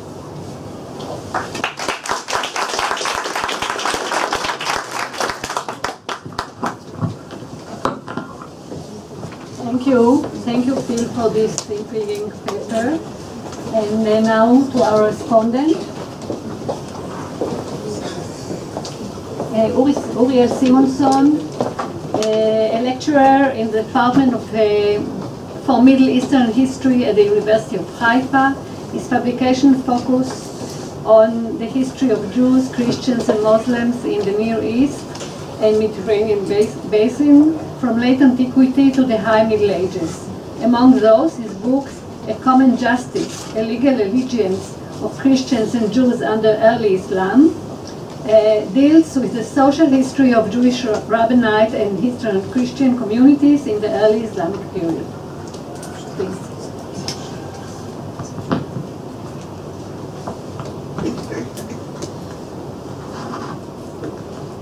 This is going to be the tricky part. You do that the rest Let's see if, yeah, this is going to be my response. You passed the test. So, if anybody can hear me in the back, please raise your hand, otherwise I'm going to. So one of the advantages or the good sides of being a respondent is the fact that you don't have to write a lecture. And the second thing is that I'm personally a better reader than a listener, and so you get a chance to actually delve into the questions and the details and the methodology, and it gives you a chance to really shatter into small pieces the arguments and the ideas. But that's not what I'm going to do. Basically, it's quite a challenge to try and take 3 different topics and different areas, different periods, and try to run a thread through them. But I'm going to make an attempt here, although my comments, my observations are going to be somewhat generic and superficial. And I will be quoting a bit from the speaker's arguments and ideas. And finally, I will try to conclude with a few ideas and questions that could facilitate the second part of this, or the final part of this panel. So we had a lecture by Alexander van der Haven. Is that on 3 Christians converting to Judaism. And we had by Martha Kyle on Jews being forced to convert to Christianity. And then by Philip Lieberman on Jews switching back and forth from Judaism to Islam, sustaining relations with their former communities despite their conversion to Islam, and what's going on there. And maybe a helpful comment or starting point would be yours, Alex, and that is that you're asking, what does it really mean to convert? What are we talking about when we're talking about conversion? What types of conversion are we looking at? You try to consider that in your particular paper, but I think that question is valid for perhaps throughout the conference. But let's stick to this panel. I think to start with, we're looking at conversions, at least in Professor Kyle's discussion and Philip's discussion, where we're looking at the theme of people converting, but the conversion is run through a process of sustaining some kind of network. The Jews converting out of Judaism into Islam, sustaining a network connection, a social network connection with their former communities. The Jews leaving Judaism into Christianity, forced or willingly, given a new social network to be immersed in and sustained by. And there is also the issue of people converting and reverting, both in your talk and in yours. And that is also related to the issue of network, where people feel they have the option or the opportunities to return to their former religion if they will be received back, sustained by their former communities, and what can really hinder that choice to return if they will be given that new network that will absorb them in their new world. So to quote Professor Kyle's points, speaking about Leah accepted baptism in 1421, she was given the possibility of a better house as a present by Albert V, and she was received a house in an area that already had Christian neighbors. That's a kind of network, kind of social network that Leah had enjoyed now. Another Jewess married into the Christian bourgeoisie. And not only that, she was given the opportunity to bring in her 3 also baptized children. But who would want to marry a woman with 3 children with such an economic burden at that stage of the marriage? But this is a new social network being absorbed into, helping the process, easing the process of conversion, of crossing the bridge. They were integrated into Christian society, as Professor Kyle says. And let us look at the child giving 50 pounds of Vanni's Finig from Duke Albert V, was to receive at the time of his coming of age, Matthias. And the provost of the convent of St. Andrea had lovingly looked after him and educated him in the Christian faith, and had to let him attend school to his benefit and honor. The child is giving funding, the child is giving education, the child is brought up in his new environment as a means of ensuring his absorption in that new environment, lest eventually he comes to age and chooses to go back. And therefore we have also the flip side of that possibility in the discussion of the inheritance of such a child, being converted forcefully and according to the responsum should be able to inherit his father, because he was a full Israel who had been taken prisoner by the Goyim. Yet the child chooses not to go back. He chooses to remain in Christianity, and therefore his inheritance is denied. So the network is cut off. You've switched aside, you've already chosen to enjoy the benefits of this new social network to which you've switched, then you lose your benefits from your former social network. Philip emphasized the social bond between the apostate and the Jewish community. They were not entirely torn asunder. Apostasy did not necessarily mean absolute alienation from the Jewish community. Individuals may well have retained connections, and indeed, individuals are retaining connections. This came out very well in the Gaonic responses that you've shown us. But it also comes up in the issue that you also emphasized, particularly through the example of the Kohen, of conversion and reversion. Would someone return, had he not a place to return to? Would he be able to return to a place where there wouldn't be a community that would be willing to absorb that person? So this is all about social networks, leaving one, moving into another, and being able to return to the former. At the same time, in Alexander van der Haven's talk, we're looking at a totally different situation. We're looking at three individuals, despite the difference between the couple's choice and that individual person to embrace Judaism. All cases exhibit an internal choice, an internal conviction to embrace Judaism. For example,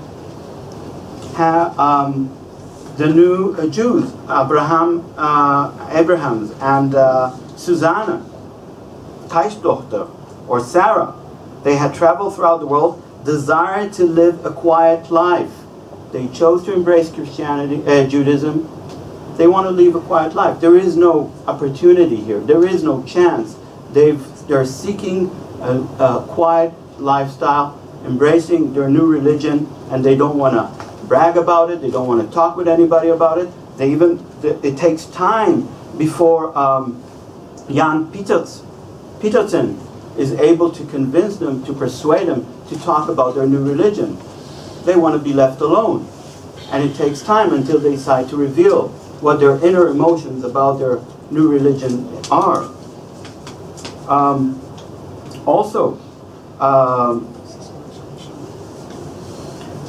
We have the example of that, I believe it's Abraham, who is traveling far away. For what? To get circumcised, is it? I don't think I'd like to travel a very long way in order to be circumcised, but it obviously shows a very profound level of conviction, of religious conviction. And the interrogation at prison reveal the willingness of Jan Peterson to die for the sake of his religion. He's a seeker. He's a seeker of the true belief. We're looking at three individuals whose choice to switch from one religion to another is based on, quotation marks if you like, of internal convictions, of a soul search, if you like. Unlike the Jews who are forced to Christianity, unlike the Jews who are switching back and forth from Judaism to Islam. And so we're looking at two different kinds of conversions. So what do we do with that? Are there any commonalities, or is it actually a methodological signpost for us? And for that matter, I'd perhaps like to remind us all of a somewhat out-of-date monograph, although still very useful, I think, of Arthur Knox, book on conversion, and where he defines for us two forms of religious transformation. One he designates as adhesion. External circumstances lead not to any definite crossing of religious frontiers in which an old spiritual home was left for a new once and for all, but to man's having one foot on each side of a fence which was cultural and not creedal.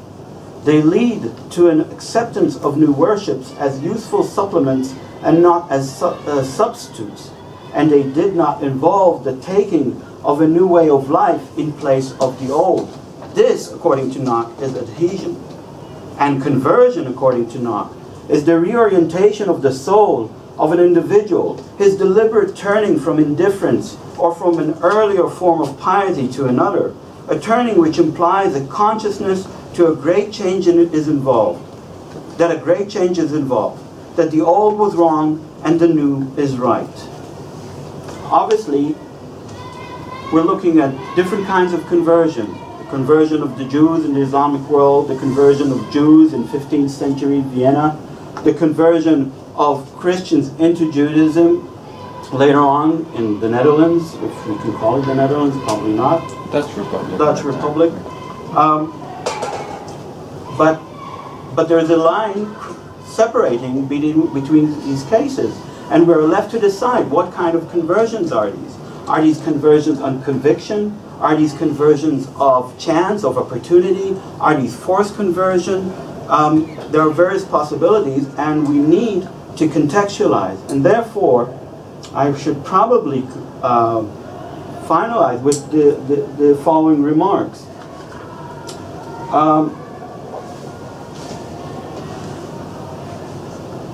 In order to establish the kind of conversion that we're looking at, not only based on the existing evidence, I think it's important to consider situations of majority and minority. After all, the Jews converting to Christianity in both first cases of Austrian case and the Islamic world case are converting in the context of minority converting in a majority environment. Whereas the Christians converting to Judaism are doing so in a situation where they are part of the majority before converting. And that is important to note. And these are two different kinds of conversions. The second point to look at is the nature or the character of the religion from which one converts and the other to which one converts. Judaism, as we all know, is not just a religion that one chooses to embrace. Judaism is a religion one is born into, and Judaism, to a very large extent, is a religion that one can never leave. And so the networking is part of that game. The networking of accepting reverting apostates. The networking of enabling apostates to inherit their fathers is all part of that question. And that also comes up in the question of Jews converting in a Viennese context. Because there will always be that ethnic component that attaches them back to their former religion. And so networking and the perks that come with conversion are very crucial. There need to be more temptations in order to detach one from that ethnic bond. So that's a very crucial, I think, factor to consider and when considering conversion cases. And finally, and that is the social structure or the social landscape in which conversion cases are taking place. The world of Islam, at least to my understanding and my belief, is very different from that of the Christian world. We're looking at a society, the medieval Islamic society, in which corporate systems are not working very well, in which individual bonds, individual connections, individual ties are very much considered as important factors in establishing social ties. Whereas in Christendom, western part of the Mediterranean, we're looking at systems, at organizations which are much better compartmentalized in terms of corporations, of guilds, of unions, of communities that are well defined and well and outlined, be it by the insiders or the outsiders. The discourse that we're hearing from the Gaonic Responsa, for instance, is to a very large extent a wishful thinking on the part of religious elites in the face of a reality in which the masses, or the laity, if you like, although this is a foreign term to Jewish studies, is operating on a very individual basis. People are making individual choices, making decisions to whom they want to tie themselves at a given moment. Finally, I'd like, with these contextual observations, I'd like to leave the ground with 3 specific questions. The first, to Alexander, why would you think, what do you think is the reason for regulations against conversion, or people encouraging others to convert, were never really implemented? Does this perhaps have to do with the fact of the nature of conversion in the Dutch Republic, where people are moving not because of network consideration, not because of perhaps materialistic consideration or any other opportunistic factors, but has to do with conviction. Conviction is something that has very little chance of hampering by means of formal decree. So I leave that question to you. Professor Kyle, the question that I would leave for you is, have you had the opportunity of considering more Jewish sources that would support the picture that is coming up through the counter-narrative of the Christian sources depicting these conversions? Do these Jewish sources, other responsa, support the idea of a network system trying to combat the efforts of such a monarch such as Albrecht, trying to combat these efforts of sustaining converts in their new environments by other means? Because I know it from Gaonic responsa, and I know it from early Ashkenaz materials, that there were efforts by the rabbis to bring back the apostates or hold them in the Jewish environment. And finally, Philip, could it be that it's a Jew at home and a Muslim out, or whatever that would be the term? Could it be that there were people who were acting as Jews while among their co-religionists or their original co-religionists, and then Muslims, when they need to go to the market or need to go to office or conduct business and so forth? And if so, does this fluidity or relatively ease in which people change costumes of religious affiliation have anything to do with that social setting that was so notable in medieval Islam? Thank you. Thank you. So please, Martha, Alex, Bill. I suggest that we'll take some questions from the audience before you answer Uri's questions. Wow. John, please. Thank you. Just sort of a reflection based both on Philip's presentation and Uri's comments is what we have to think obviously about what we mean by conversion, and we tend to have follow the models of many of our texts of having thinking that either you're a Jew or you're a Christian or a Muslim, and these are fairly hard categories, and these narratives like the Pauline narrative or the narrative of Judah Herman that Harvey started out with this morning, when in fact, obviously if you think of the work of someone like Daniel Boyarin on boundaries in the first 6 Christian centuries between Christianity and Judaism, he presents things as much more in flux. Or if you think of, in your example, I thought of an example from the other side of Dar al-Islam. Miguel de Epalza wrote an article a few years ago called Falta de Bispos in Al-Andalus, the lack of bishops in Al-Andalus, where he was, and this article has been criticized, justifiably so, for being strong on reflection but fairly weak on evidence. But the question he's asking is interesting. His theory is that a lot of Christians in Al-Andalus sort of gradually shifted. This is not a series of conscious sudden decisions, but gradually shifted over several generations from being Christians to being Muslims, partially because there were not the bishops, there was not the structure of a Christian community that was necessary for the baptisms, the communions, the other rites. And this sounds like this may be a similar argument to what you're saying for some of these Jewish communities. And which makes us think that you can, that religious affiliations were not the solid and definite separations that we tend to think of them as.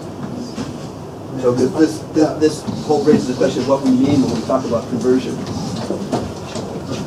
So thank you, John. I think that is a very helpful way to think about this, and I think it plays on what Uriel said when he talks about the relevance of networks. I actually cited that article in the fuller version of the paper, so thank you again for pointing that out. And I think over time, as the community cannot sustain those institutions, whether it's because of the absence of bishops or of Jewish individuals who can serve as judges, then the Jews have to look to other networks to support their communal needs.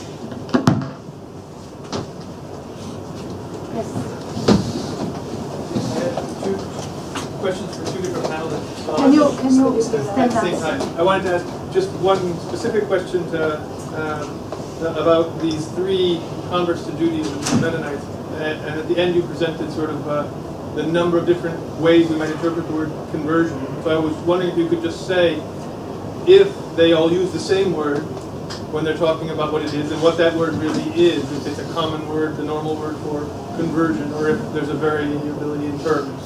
So that's just a pretty specific question about what word is being used across those different voices. And then my other question was for Phil, so I'll throw them both out and then let you answer. I was interested in particular about sources of dealing with Muslims becoming Jews, which is something that I have found really like almost no sources for in my area. And I'm wondering how common this is dealt with, and if it's dealt with in the same terms, if you've ever seen this dealt with in the same terms as the opposite, that is, of Jews becoming Muslims and say reverting, maybe back to the fold. And with that, what you meant to when you say fetishizing religious identity, we need to avoid fetishizing religious identity. Do you mean reifying it in a sense of like saying it's one thing, requiring that it be one thing, or if you mean paying too much attention to the question of inner faith or personal identity and not social cohesion or adherence or whatever. So just what you mean by fetishizing or communicating. So a few questions would you respond to? Okay, who wants to take the first?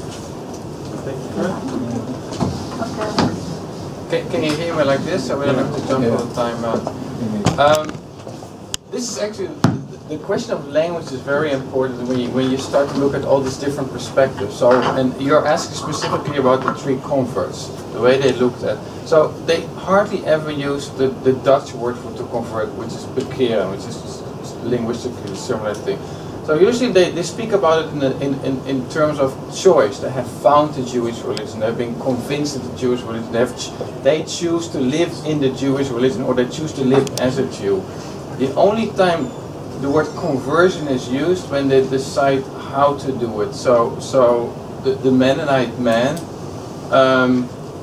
he talks about conversion when he says that he decided to convert into the tribe of Judah.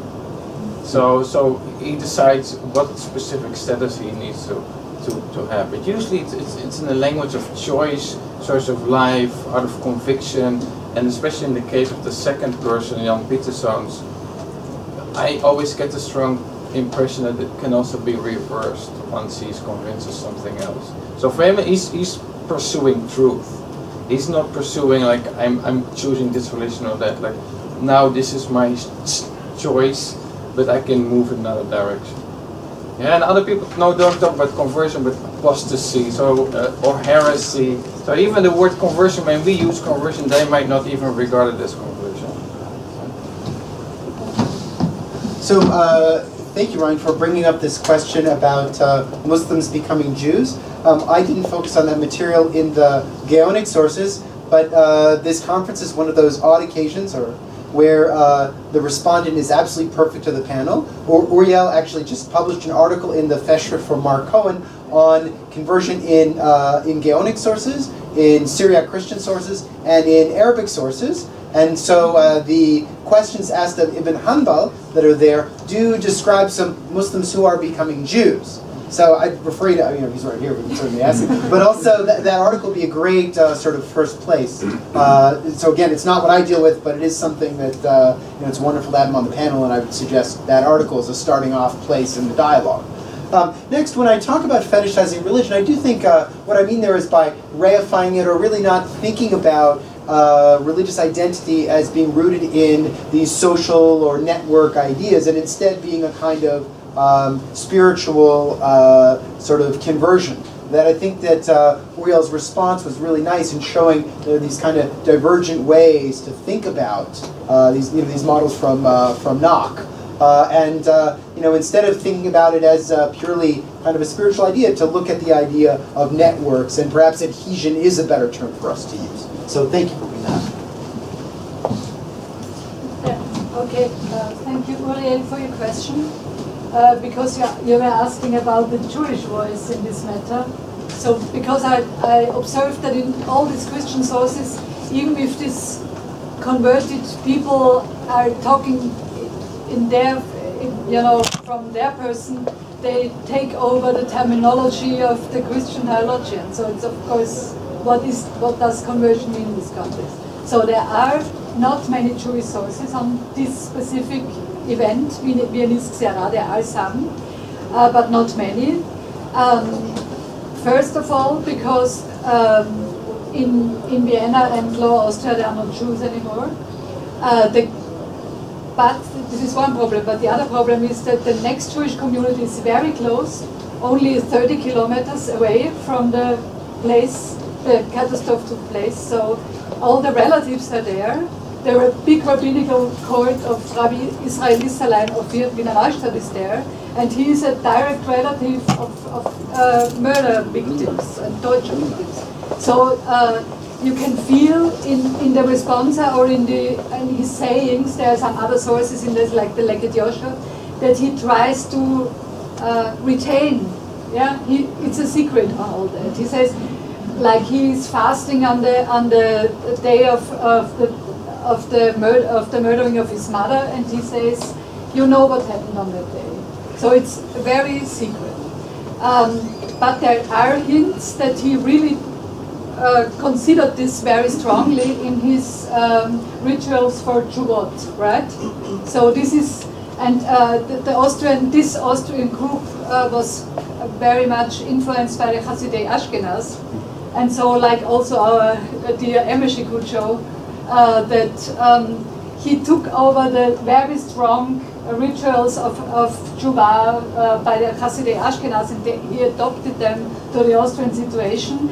But it has not a very prominent place among his scriptures, let's say. Yeah? It was not copied very often. It was not included in his responsa collection. So it's really, there is an atmosphere of fear there, which is understandable. Okay, so I think that's what I wanted to say really. Yeah. Okay, Nadia. Yes, I have two remarks and a question to Marta. No, let's start this way. I have a question and a remark to Marta, and a more general one that includes your paper. The first one is just a remark, since I worked a lot on the problem of conversions in southern Italy and in other places. There is a marked difference in the traces these people leave in the Christian sources between these places I'm talking about, and I would include Sicily, southern Italy, and southern France, where most converts are designated as converts, neophyte, or by other names, but usually neophyte, in almost any kind of legal document that mentions these people. Like, in the same way that you can find somebody Judeus, you'll find in the same situation somebody named Neophytus, and whether it is a transaction for buying a house or a donkey or whatever. That's just a general remark, and this really differentiates these places. Maybe it's a different kind of legal concept of the new converts from other places, but that's just a remark. Now I'm referring to both of you, and I would like to know more, if you can answer me, about connections and the maintaining of familial ties between Jews and non-Jews, I mean, people who converted and those who did not convert, if they belong to the same family, if they are still connected in some way, if they are still maybe invited to each other, do things in common and so on. Because according to my own experience, this happens very frequently. I can even just for being funny, I shall give you the example of a brother who engages his converted brother to watch his shop on Saturdays and feast days. So I would like to Business first. Okay, thank you. As all the documents I cited are not, in a way, they are not legal documents. I mean, not in the proper sense. They are registers. They are buying and selling of houses. So these people have a certain. It's not the legal status that they are called Neuchrist or so. It's their identification. It's a way to identify them. So, but we can discuss about this. Family ties. I didn't find one. But I found that there are some contacts, they're just happening, they are described, between baptized Jews and Jews, like a musician who is allowed to play on a Jewish wedding, and he is a former Jew, that is mentioned, and that Rabbi Isserlein is allowing a money lending between a Jew and a baptized Jew, because in this religious sense he is not a Jew anymore, so he's not a brother anymore. But about personal, I don't have the sources for this. So I think the Geonic responsa do indicate continued family ties, right? The issues surrounding the levir, the levirate marriage, and also the questions surrounding inheritance do indicate that these folks who apostatized still retain some family connections. I can't say that when Maimonides discusses the question of the Jew and the non-Jew owning the shop together, that the non-Jew is actually the brother of the Jew who converted. But I think that those family ties are still retained. Yes. Yeah, go. Thank you. Two questions to Alex. One, what are the sources that the scholars are using when they elect theological responses? Do they use Hebrew sources, or what kind of sources they use? Can you tell something about it? And the second question, do you have any evidence that they really went to Damascus? Because it might be an option that they just invented the story because they were circumcised somewhere in Europe, but they didn't want them to know. So your answer, the first question is, what sources did the converts? Yeah. Do they use Hebrew sources, or how do they know to answer the questions? So we have to divide them up in two groups. So the Mennonites, basically they had a religious career, because I think they really went. This was the beginning of the 17th century, far more cosmopolitan than what happened like a century later. So they were well versed. This was the time of the Reformation. Everybody was debating religion. So they came already armed with all kinds of religious possibilities. And so what I said before, so when the ministers went to the prison to talk to them, that theological disputes and the imprisoned. Actually, what I didn't tell you, but the other guy, Jan Pieterszoon, at some point he didn't want to talk to them anymore. But Hans Josefsson, he wrote this whole tract with a theological response. So he was actually able to engage in a polemic using each other's language. Second question, when he went to Damascus, they were from the Amharic region, so right across the border. It's possible that they could have traveled all over. Even the sheriff who comes out as the brute person representing the brutal past, he had been in France and Spain, Italy, he knew all kinds of languages. It's very well possible. But still, actually, still the answers of the Mennonites to the authority. So Jan Pieterszoon was crucify me, because he said this. So kill me for my faith. So he was going for conflict with the authorities. And the Mennonites, I think they really tried to say the right things in order to get out. So yeah, you cannot trust what they said, but there's no reason to think that they didn't travel all over the Middle East. Okay. More questions? Effie. I have a question for Martha. Following on what Uriel was suggesting, the issue, the question of social networks. I think one of the most strong examples of a problem when people cross the denominational divide and enter a new faith is registered in England during the times of Henry III. We know of the Domus Conversorum that he builds in London, and we know for a fact that converts who go to or are admitted into this Domus Conversorum eventually and make their way out of this house into society, eventually make their way back because they are not able to perform and not able to connect properly. Do you know from your reading, do you know from the sources whether Albrecht or any other such ruler is following on this example and realizing that the need for a social network is innate in any attempt to convert people? Do people reflect on such examples that conversion has gone sour in the sense that people do not revert to their own old religion but are not accepted within the new social network of people around them? No, I didn't find any source like that. And I don't know if there is no evidence of such a Domus Conversorum, which is a place. But his actions are a way of this domus. Yeah? If you don't say domus, you say it's a space. Right. Yeah? His actions are a space. He's connecting people. He's connecting baptized Jews to university, which is a big domus, yeah, whatever, for many people.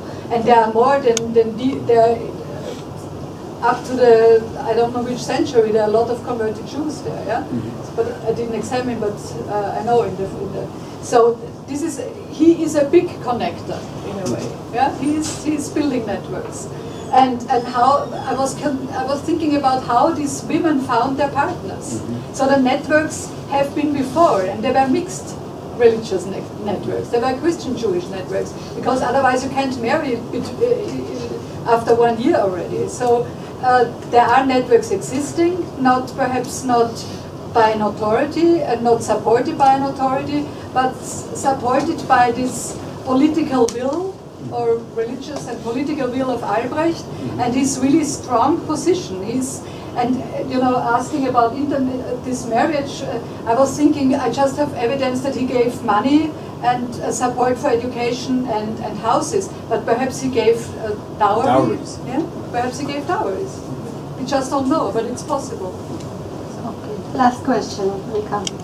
In the same vein, it's an exceptional kind of success story after a catastrophe. How can we explain it after all? Yeah. Success of whom? Yeah. I mean, what is that? So more than 200 people were burned because they refused to baptism. Was this the success story, or were these some cases I found of a, I think the really interesting thing is this good integration. This is really interesting. That they are not stigmatized. After one generation, there is no difference. Yeah, why? Yeah, because because the theological, political, social concept of these people was to take Jews and make them to Christians and then don't talk about it anymore. It was the conception in this time. It was Albrecht's conception, also the conception of the university and of the city. Albrecht was the lord of the city anyway. So this has political reasons. It's nothing. But it's a big discussion. I mean, I'm just trying to find a suggestion, but it's a discussion, it's a debate.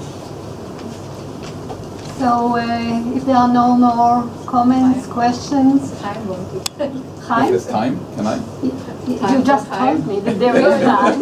You said the time. Because one of our speakers of the next session won't be able to come here, so we convene again only at 5. So please. I have just a question for Philip.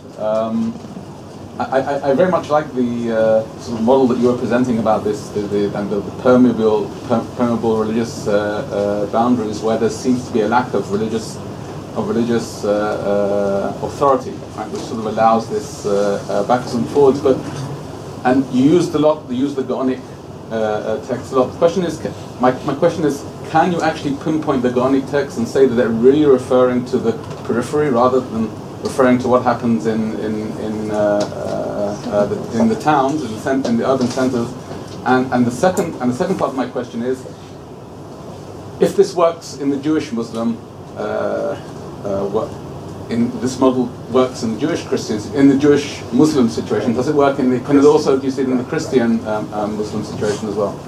Yeah. So let me address the last part first. That's because I focus just on the kind of Jewish Muslim piece. I do think that that Uri's recent article is going to be a great help as I kind of move the project forward to draw parallels. And I think that he might say that the results of his research indicate that what's going on in the Gaonic literature are descriptive of the broader literature as a whole. Yes? The Syriac literature and perhaps even corroborate. Yeah, it's corroborate. Right. So that's the first piece. No, but I think Chaim was referring to Ashkenazi literature. No. Are there Christian Muslims too? Are there Christian Muslims as well? And so the other question about whether the Geonim are addressing the urban areas or whether they're addressing the periphery, I can identify in some cases where the Geonim are responding to questions in Iraq as opposed to in Al-Andalus, right? Which because the questions are so broadly and the response are so broadly circulated, that alone is pretty difficult. But in a couple cases, I can do that. I argue in this forthcoming article in Jewish History that there was continued activity going on in the agricultural periphery, and as opposed to a kind of broad move to the urban areas. And so, I can't say, well, we're addressing a situation in Karch, one of the suburbs of Baghdad, or we're addressing something somewhere else in the hinterlands of the Tigris and Euphrates rivers valleys, right? I don't have that kind of detail, but the persistence, occasionally you'll see something like, well, there are more Jews who are continuing to speak Aramaic as opposed to those folks who are speaking Arabic, and it's fair to assume that the folks speaking Chaldean or Aramaic are the folks on the agricultural periphery because the folks in the urbs are speaking Arabic.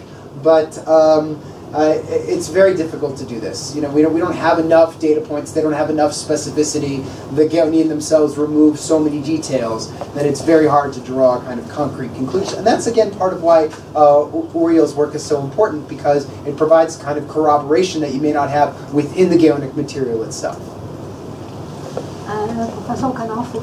All right, so this is a perfect opportunity to thank you, Chaim. I'm going to sort of piggyback on Chaim and just push this a little further. This permeability and this flip-flopping that we heard about so nicely here, this should be blamed in terms of Gaonic literature. Surprisingly, this flexibility should be blamed mostly on the rabbis themselves as follows.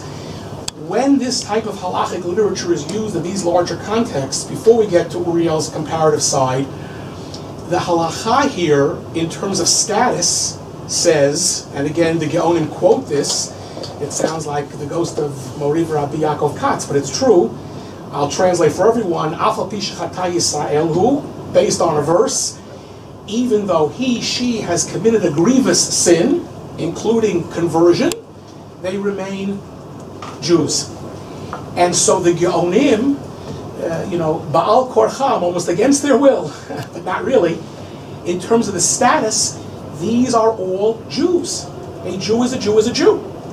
And that explains the issue of levirate. That explains this permeability. In other words, the halacha in this case creates the situation. And so now the only question the Geonim have is what I'll call repentance/deterrence. To just have flip-flopping will not work well. And that's where you can see lashes, which the Talmud doesn't prescribe. Public declarations, again, is it for repentance or is it for deterrence? The answer is yes. And I'm very, that's why Uriel's comparative stuff is very important, because from the rabbinic material itself, they are ruling, not with complete, unawareness of the situation out there, but this flexibility, so to speak, comes right from the halacha here. This is then what Yaakov Katz did for Rashi, who makes this a kind of a banner. I'll just say, since everybody's selling their stuff, the forthcoming book that I'm working on now has to do with whether Katz's claim is that this then holds for the entire medieval period, and it's only in the early modern period that we get more rabbinic pushback and, so to speak, less flexibility, that we get rabbis sort of reading reverters out. So again, in a very subtle but very clear way, we find this already in 12th and 13th century Christian Europe, where Tosafists start to push back a little harder. Because again, otherwise you're left with a tremendously flexible and dynamic situation. Just please comment on this. Just we can open this for discussion much later.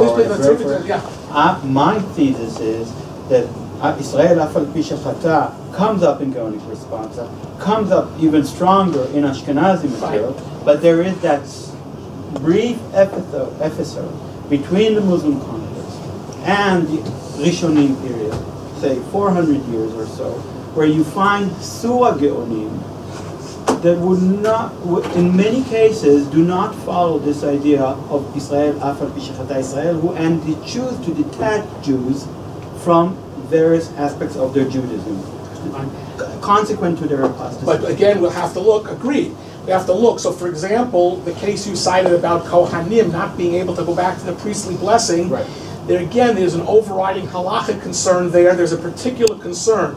And that will work for some of your cases too. In other words, precisely because they don't want to have to be so flexible as the halakha would tell them, the Geonim and then the Rishonim in the medieval period later are looking for areas where they can push back a little bit.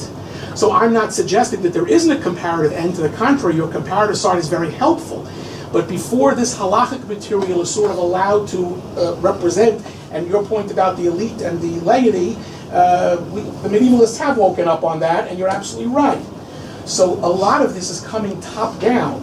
I would just also add, Phil, in terms of Natronai, Natronai treats all of these questions because he is an international Gaon. He is writing to Spain, so he's sort of creating a Gaonic, I don't want to call it a code, but he's creating a record. So again, in terms of how frequent this is or how widespread, or where this is, again, it's got to go very carefully. You know, again, in this case, we can all breathe a sigh of relief because the halachists look very flexible. But they took themselves very seriously here in terms of the halacha before we get to societal reality, and any judgment, therefore, has got to sort of check off all the boxes, and you have to go sort of piece by piece as to where they are lenient, where they're not lenient, and even in Christian Europe, when they start to get more tough about Yibum. So, for example, the Levirate case, is the husband now, the dead husband, an apostate, or is the lever, the brother, an apostate? World of difference. You'll say, how? Again, according to these halachic rulings, it makes excellent sense, you know, within the system. Yeah, at the same time, we're not trying to dealing with the rank and file and not with the Kohen who apostatizes. Or when the rank and file person comes back, you know, the Geonim have some flexibility. Right? And so they do, as you say, repent and deter. Exactly. Okay, I think 2.5 hours of conversion is enough for now. Thank you all for speakers. Thank you for